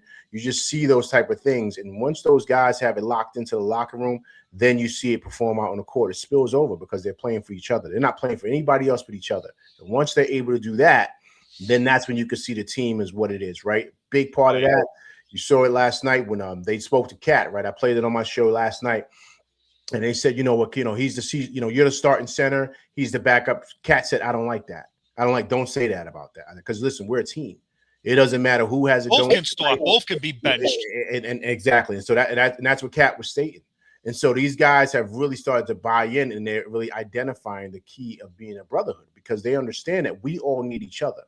And so when you do that, then you have what the Warriors had. Then you have what OKC has. Those guys move like one unit. And through that, you're going to win games because when it's tough and you're going to have a tough series, the teams that are closest are able to pull out victories in those tight series. And that's what they're developing now, right? And right. That's what's happy to see. Now to the Jose Alvarado thing, I think this is perfect because you kind of needed a guy. You needed a dog. You needed a dog at the point of attack defensively. And as much as we love Kolick, he didn't provide that. And I think that's right. Better at it. Right. And I think that the Knicks, because of where they're at and what they want to do going forward, because they're thinking long term here, not just short term, right? Thinking about the playoffs. So now they're saying, okay, we need a guy like that because we got to think about what is this going to look like in the game, series 2 or game 7 in the finals or game 7 in the Eastern Conference final. What do we need? And I think that this is what he provided. Now, this is a conversation that's been happening for weeks with Jose Alvarado. Yeah, this was dated back to like November, December, around that time. Exactly. So he was somebody that kind of striked them in the front office, something that they was kind of, they were interested in him. But now with the Deuce injury, which came out of nowhere, that really kind of said, okay, we got to go out and get this guy. Because honestly, the way the reports came out, big shout out to Ian Begley and James Edward III and Fred Katz and those guys. They were all on top of this. I don't know how long Deuce is going to be out, right? We don't know. We don't know if it's a grade 2 injury, a grade 3. We have no idea. Props to him for keeping that under the rug, by the way. That was amazing work by Leon. Right. So, but that was purposely done. You know what I mean? Because they didn't want that to get out because then that brings down the value. And then remember, teams can up the value. They can say, "Oh, we know you really need them." So Pelicans wanted Shaman in that last minute ditch. Absolutely, there you go. Right. So that's why they kept everything on the hush. Right. It was just an ankle injury, and that's that. So they were able to pretty much get Alvarado for just straight up with just 2 second rounders that we're not going to need. Right. So that was big. But the key is that we don't know how long Deuce is going to be going, man. And if I had to guess with what the reports said about him, they said most likely until playoffs. I take that with a grain of salt because a hernia, once you get it surgically repaired, it's a long time to recover. And I'm pretty sure that Deuce talked about it with the doctors. I'm embracing the worst case scenario that Deuce is out for the season, playoffs included, and that we're not going to see him until next season. Yeah. I mean, listen, Yuri. I wouldn't be surprised by that. I said the same thing earlier. This is a series. This is your core. So this is how you play. This is how you walk. This is how you do anything. So for him to get clear for basketball activities is going to be a lot, right? And you got to think. I showed it earlier. The playoffs start April 18th. So we're basically, what are we now? February 5th? We're Nick deep into it now. Now Right. we're actually now now the Knicks are starting to prioritize wins. They used the Right. 3 months, part of January, despite the skid. I guarantee you, Mike Brown's like, okay, you know what? We're injured. I'm just gonna put together lineups. I'm gonna develop the young guys. I'll sacrifice the wins. And Mike Brown got a lot of heat for that. Let's just be real. Mm-hmm. I was Well, well, listen, guys. Here's the reality, Yuri. Mike Brown was pretty much given a silver platter, man, with these guys. You know, oh yeah. this is a team that's ready to win now. He doesn't need to develop guys. He doesn't need, these guys are ready to go now. This is the hardest coaching job in the league right now. You know why? Because they're coming off of an Eastern Conference Final. So If they don't get back, Mike Brown's absolutely. So now he's coming into a seat and replacing a guy that's kind of gotten the Knicks out of the dungeons and got us at the top of the league, right? So now, how do you replace a guy like that? The only way you're going to replace him and people are going to respect you, you got to get us to the finals. So that's, I don't want to say it's an impossible job, but that's really, really hard for a guy like that to come in here and do. So it's a lot of pressure on him. And yeah, and I talked about that with a few people too, right? Like, so the Knicks are ready to go, man. So this is a totally different gig than if you just send him to Charlotte and just say, okay, let's just get some wins and try to get picks. No. We want to go to the finals. You hear what James Dolan said? That's his mindset. So and props to James Dolan too. I don't think people realize that he gets the most credit out of all this. Yes, Leon Rose gets the credit. He built the team. He did it. James Dolan gets the most credit because he stood out of Leon Rose's way. He even said it. Leon Rose can veto me all he wanted to. If I had discussions about bringing in a star like I wanted to, Leon Rose could veto me right out. He's got the control. Right. I'm pretty sure that was discussed with Giannis. That's another thing I wanted to move on to, LV. Okay. Giannis. Yeah. Oh my God, the amount of reports of Giannis I've kept hearing. He wants to go to Miami. Oh, he wants to go to the Knicks. Oh, Miami's front runners. Now you got Brooklyn making a package for Giannis. Then it comes out that Milwaukee was just gathering intel on what's going to be the price market for this. It's going to be an interesting offseason, man. I still don't think the Knicks get Giannis for a lot of reasons. The window is 4 years with Cat's contract. And now that you moved off of Yabu's contract and you got Jose Alvarado's contract, less money on a player option. Now it's like, and the report came out today that the Knicks will do everything in their power to re-sign Mitch. Yeah, well, that's the beauty of bringing in Alvarado, because now that clears up things to where they'll be able to do that. They'll be able to possibly sign Mitch now, Shamet, and possibly Diawara, and maybe even Deuce. Right, so that was the thing. That's what this frees up because of this whole money thing, and you know that's what the whole thing. You know, big shouts to Brock Aller over there. Those guys are magicians, man. When it comes to this money thing, I was shocked when they did that trade. Right, because now they're able to move things around to where they can possibly keep this whole crew together, and then on top of that, maybe add in a couple of pieces. Because I'll tell you this right now, Yuri, if they make it far to the finals, and let's say they even lose in the finals, I wouldn't be mad at that. Do they just flip up and change everybody? There's no way they do that. They keep Pat. Yeah, they're going to keep everybody. Do they go and blow it up this summer? There's no way they do that.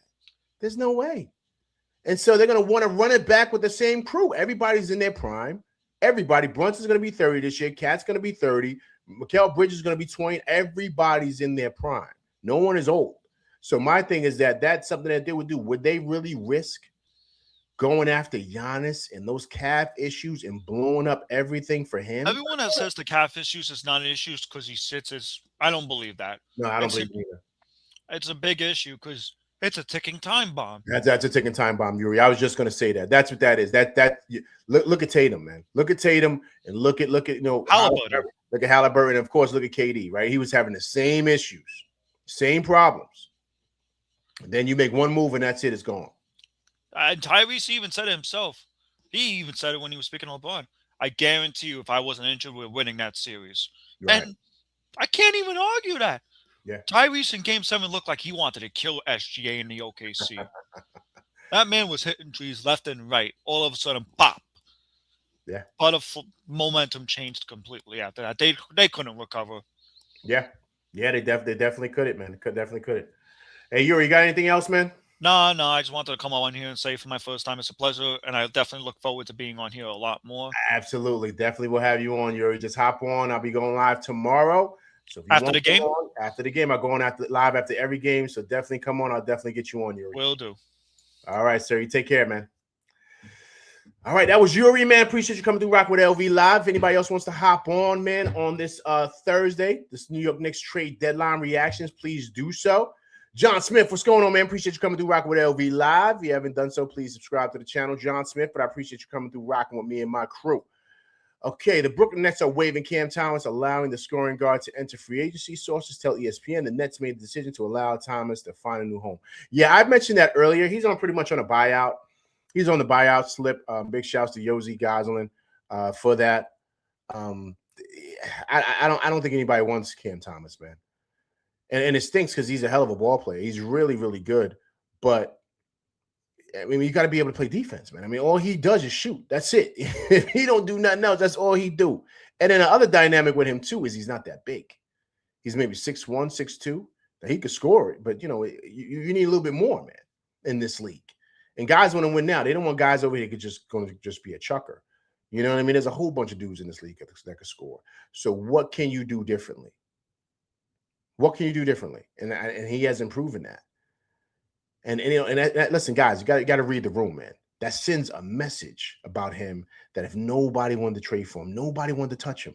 Nobody. As good of a player as he is offensively, nobody wants to touch this guy. What are the red flags with him, man? What are the red flags with Cam Thomas? It's a big question mark, man. Big question mark. Okay, this Grover says defense is 90% effort and 10% game plan after all. Listen, this Grover, I totally agree with you, sir. Totally agree with you. Totally agree. Then guys got after it, man. Listen, you know, look, man, the reality is this, right? You know, they started to, you know, once they decided to change things up defensively, which I thought was huge.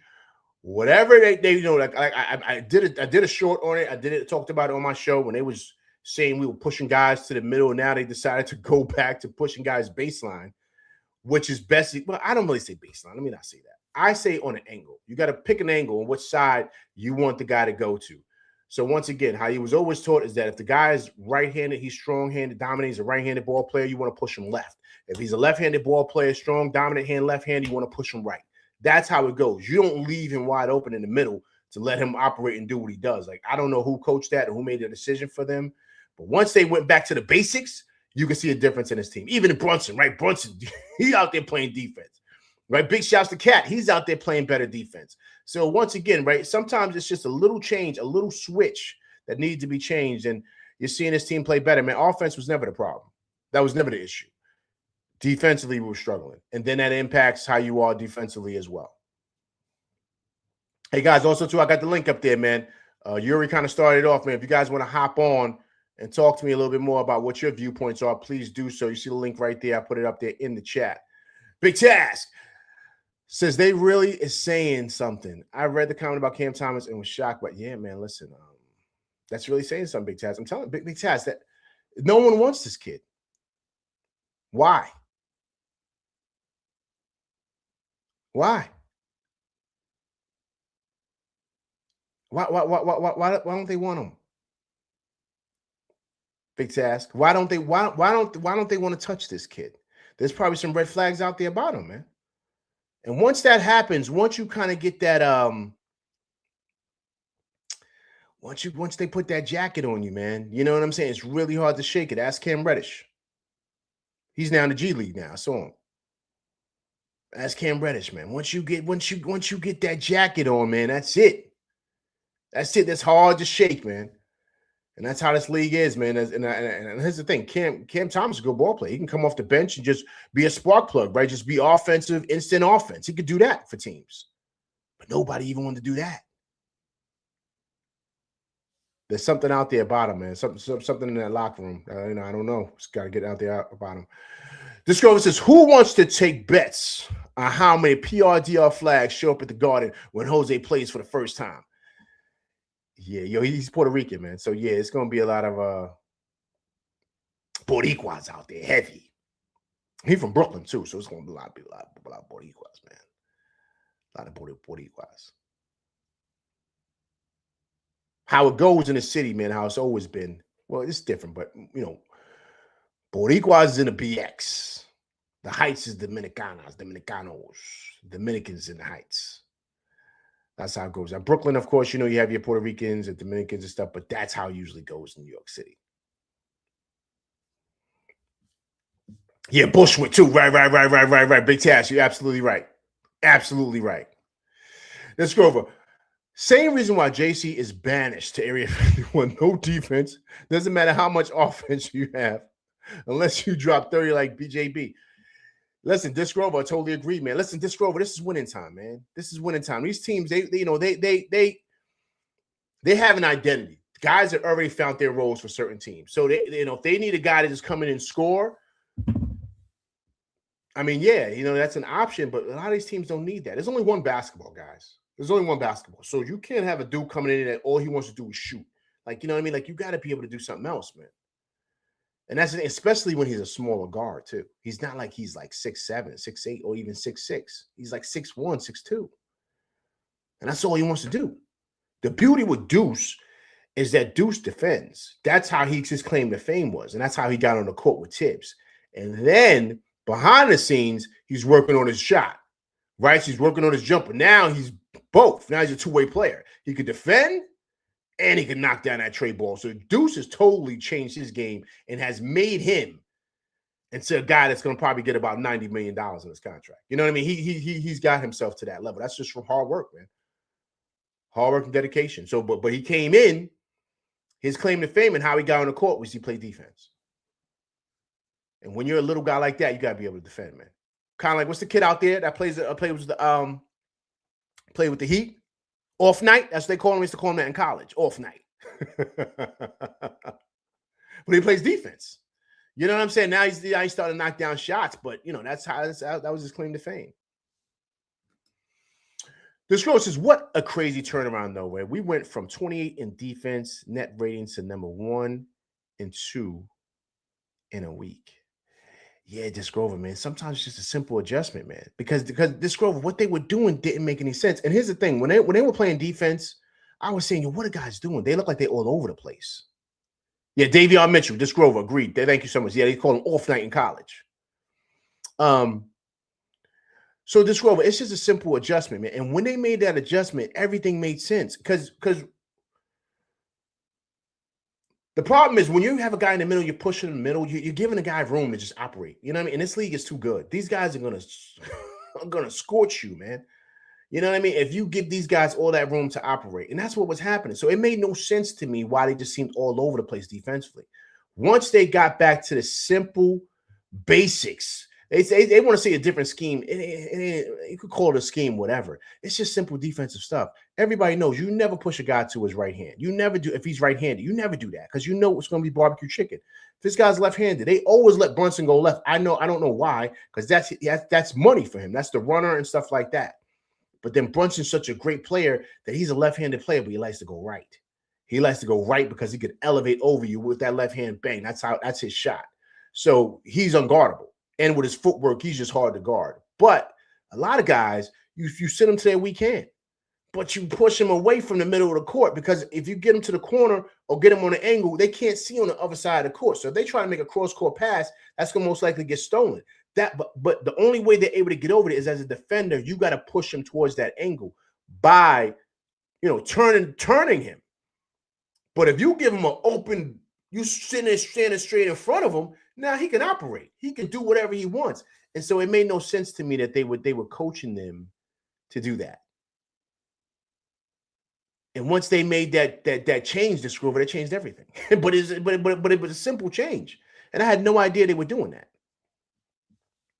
Big shouts to Steph Bondy, man, New York Post, man. He reported that. And I saw that. I said, oh, man. I said, that's insane. Big Task is up the right corner's money on the table. Shot for Brunson. Yo, bro, Big Task, man. Come on, man. That's cold. That's cool. How many dudes he done put in a blender over there in that corner? But listen, but his footwork is so ill, Big Task, that they can't prevent him from getting to his spots. That's all footwork. Because he ain't the fastest guy. He's not the most athletic guy. But his footwork is elite. So you can't stop him from getting to his spot. And that's what the really, really great players are. That was the thing with Jordan. Jordan's footwork was elite. Same thing with Kobe, footwork. So it don't really matter where you go. They got a counter for a counter for a counter. And that's because of your footwork.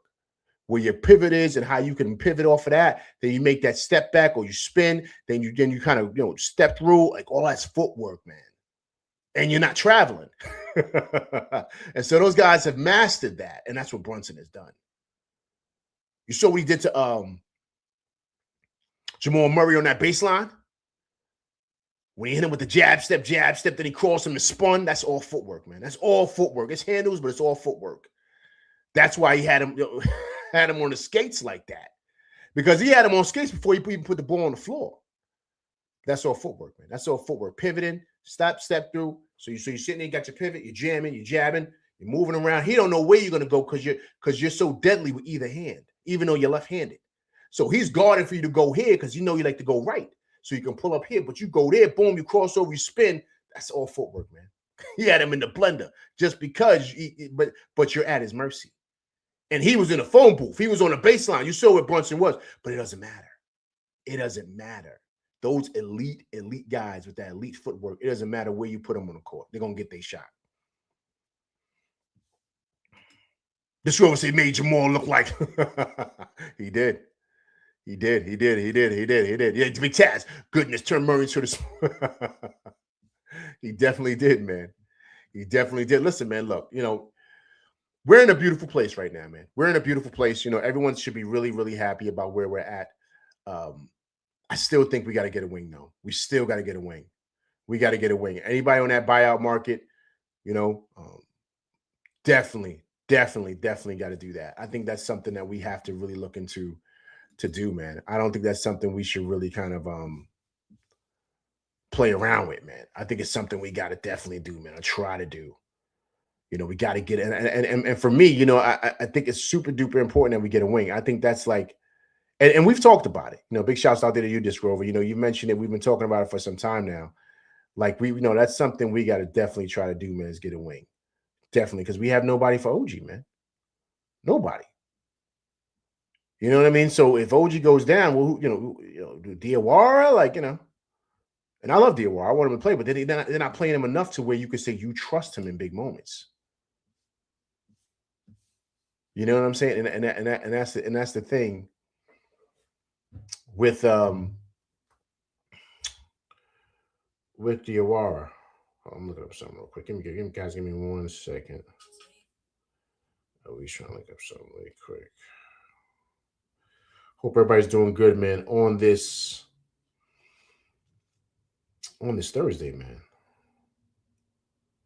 1 second. He's trying to look up something.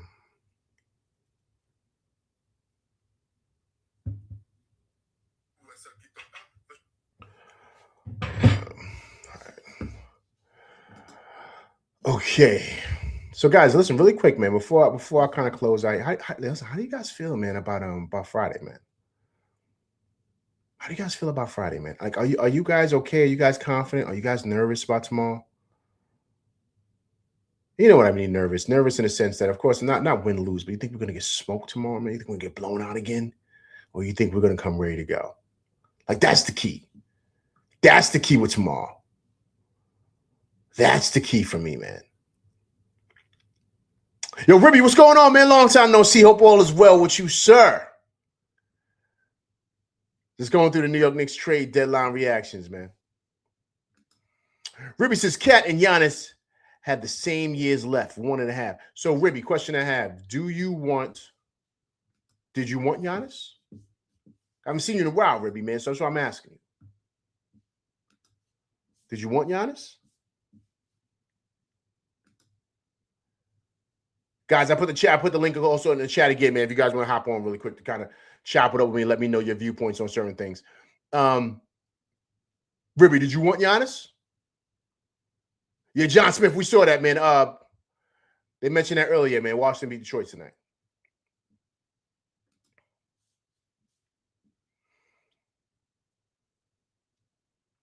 Yeah, they lost to the Wizards, yep.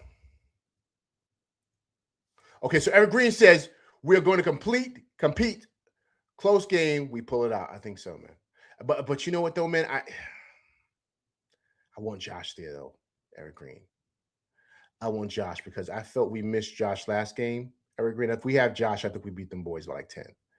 It's those 50-50 balls. That's why we got out rebounded because we couldn't get to those loose balls. And that's where he's a master at it. I don't know what it is, but it's like he just has a knack for getting to those loose balls, man. What most people can't get to, he gets to them. So, and I think that's that, he turns the tide, man, with stuff like that. And so that's where I'm hoping he plays, but I have a feeling he's not going to play, man. I don't think he's going to play until after he comes back from the All-Star break. Something's telling me. I could be wrong, and I hope I'm wrong, but something's telling me that. Mike Steezo, what's going on, man? Appreciate you coming through Rock with LV Live, man. Just going through the reactions of the trade deadline, man. Big Chas says, I'm nervous because we have a lot of guys that are questionable for Friday. Agreed, man. Agreed.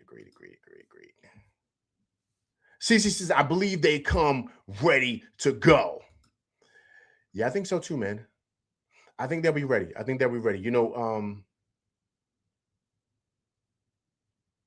That's why I want Josh there.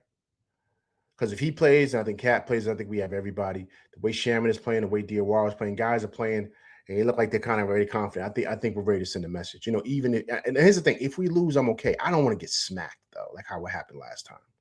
I don't want to get smacked. I don't. Big Sass is the jinx that LV put on the Pistons working in Hollywood. Yo, Big Sass, I hope so, man. I hope so. Yeah, Jay. John Smith. I did see that he has a sore knee. He sprained his knee back in January, and that's why he didn't play against us last time. He had sprained knee, so he left the game early, and they're going to be on a back-to-back, right? Playing us. So, do they play him tomorrow? You think they play him, or they let him sit until after the All-Star break? What do they do with Jalen Duren? Day to day. Maybe they sat him to play for tomorrow. Maybe they did that. They might have did that, man. John Smith said the Knicks aggressive against playoff contenders who embarrass us. Brunson, Mitch, and Cat will show up. Agreed. Okay. This Grover says the Pistons are a bad three-point shooting team. Just got to watch their points in the paint. You know what, this Grover? I agree with you, man. I think in a 7-game series, I think we take care of them boys. I think they're good. I think the Pistons. I don't think they have enough. Them losing Tim Hardaway Jr. and of course Beasley was big for them, big, because they're athletic guards that can shoot it, and they don't have that. Duncan Robinson's not athletic. You know what I'm saying? If he ain't knocking down threes, he ain't doing anything else. They got Herter, whatever his name is. I apologize. Remember, he used to play with the Hawks. Then he went to the Kings. He hasn't been the same guy, man, since the Hawks, right? So, I don't know. That's not gonna move the needle for me. I didn't like that they moved off of Jaden Ivey neither. I didn't like that move because he gave them athleticism and defense coming off of the bench. But maybe he wanted to leave. Maybe he didn't feel like they were getting enough playing time. Plus, he's up in Chicago, man. His mom's is up there. She coaches at Notre Dame. Notre Dame's not too far from Chicago. So maybe that's a good look for him too. But I don't know, man. I didn't like that move. Gravity, what's going on, man? Appreciate you coming through Rock with LV Live. Hope all is well with you, Gravity. Long time no see, man. I mean, not really long time no see. I was waiting. I was hoping you were gonna be here earlier, but she wasn't. Gravity's one of my day ones. Gravity's one of my day ones. Guys, there's a link in there, so if you guys want to hop on, man.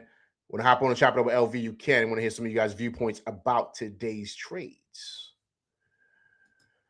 The show is that Pistons are also huge free throw merchants. Just 33 tonight against the Wizards. Wow. Yeah, they are. They are. Big time. Lionel Monis, man. Will Alvarado be Brunson's primary backup? Your thoughts? I think he should be. Lionel Monis. And I think this might be the end for Tyler Kolek. Them making that move. I think it's the end because I talked to you guys earlier that they Alvarado might take the extension with us. So we'll have his bird rights and we can sign him for 4 years, 68 million. I think he takes that, especially he's close. He's back home. So if he takes that and he does that, there's no way. Kolek's gone. I mean, I think he can read the room and read the writing on the wall. You know what I'm saying? I think he knows he's gone. This is it for him. And here's the thing: he had his shot, guys. He had his shot to really show and prove. I thought he played really, really well in spurts, man. But these guys, you know how it is in this league, man. You know what I mean? You got to be consistent every night. You can't be having off nights, especially as a young player. You can't. John Smith, Cam Thomas is close with Brunson and Mikal. Leon might try signing him off of waivers for a scoring punch. No, man. No way they bringing that guy in here. No way they bring him in here, John Smith. No way. Too many guards, man. Too many guards. We need wings. This Grover, I have a feeling we'll see Tyler and Jose both on the floor at the same time. Really? That would be that's no way they do that. This Grover. There's no scoring there. None. Alvarado's not a scorer. He can knock it down. Kolek, wow, there's no way. Why would they do that? You know what I'm saying? This Grover, I don't think there's no way they do that. I think this kid takes all the minutes from Kolek. I think Kolek is done, this Grover. I think that's it. Brunson needs help from the bench, especially in the playoffs. That's why they have Alvarado. That's why they have Alvarado. Lionel Morris, well, Deuce is out, so Kolek is going to play a role. I don't know, Lionel Morris. I don't think so. I don't think so because you got to think with Alvarado, right? They're going to go what now? Well, Alvarado, let's say everybody's back. Take Deuce out of the equation. So here's the bench players, right? You have Mitch. You have Shamet. You have Alvarado, right? And now, the way Diawara has been playing, right, you have him. He's going 8 deep, maybe 9. He's not going 10. Kolek's not playing over Alvarado. That's not happening. So Shamet, Alvarado, Mitch, that's 8 right there. And Mo Diawara. I think Kolek's finished here, man. Now, I could be wrong. If I'm wrong, I'll stand corrected. But I think he's done here, man. This Grover, stranger things have happened, LV. Agreed. I totally agree with you, but I think he's done. Big Taz, but the block Kolek made against Donovan Mitchell on Christmas, though, LV, that doesn't count. Big Taz, well played.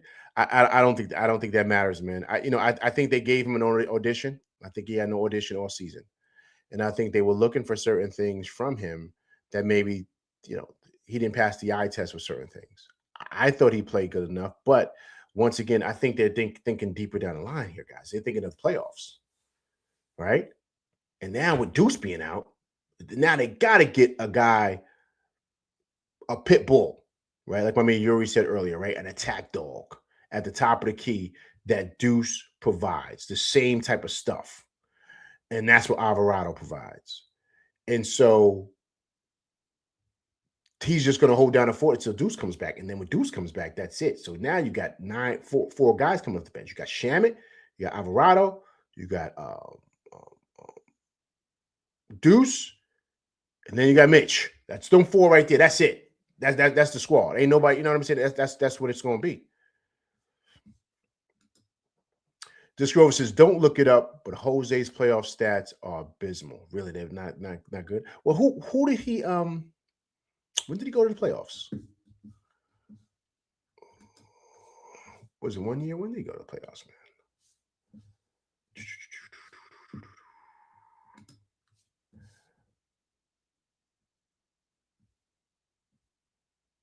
Let me see. When did he go to the playoffs? This Grover. What year was that?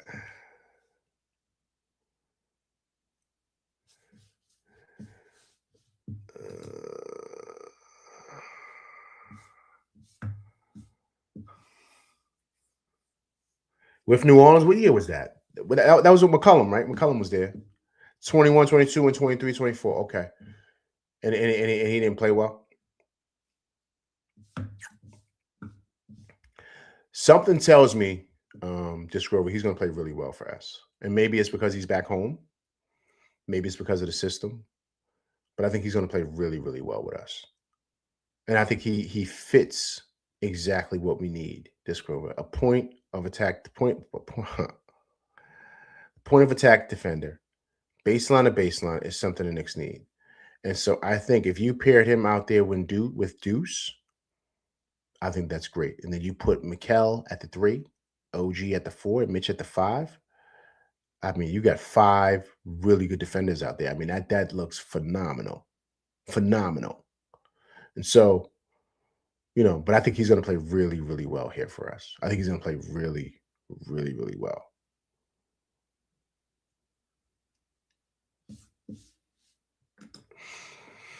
Big Task says that all jokes aside, the Knicks is taking the timeline serious. Yeah, man. Yeah. 5 defenders, 0 scoring. No. Come on, this girl. Stop. Your boy OG Anunoby. The bumbling, fumbling, stumbling, but he gets to the rack and dunks it with 2 times. 2 hands. Listen, I love OG, man, but and Deuce can knock it down. So look, you got decent scoring.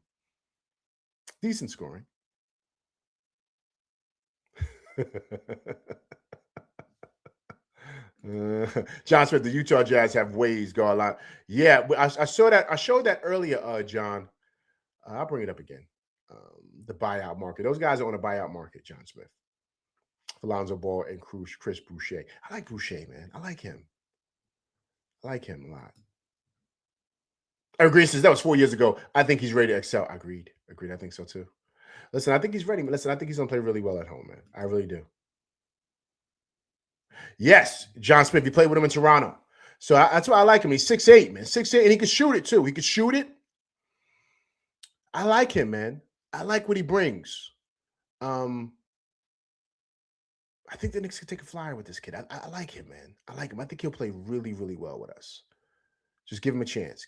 But I like him, man. I really, really do. And I think he provides what we want. And he can shoot it too, man. He can shoot it. He can knock it down. And he's big. Gravity says Alvarado and Jose on the floor at the same time should be a beast. Josh should be a beast. Yeah. I mean, he looks like Josh, man. He got the same hairstyle, with the braids and the fade on the side. So we'll see.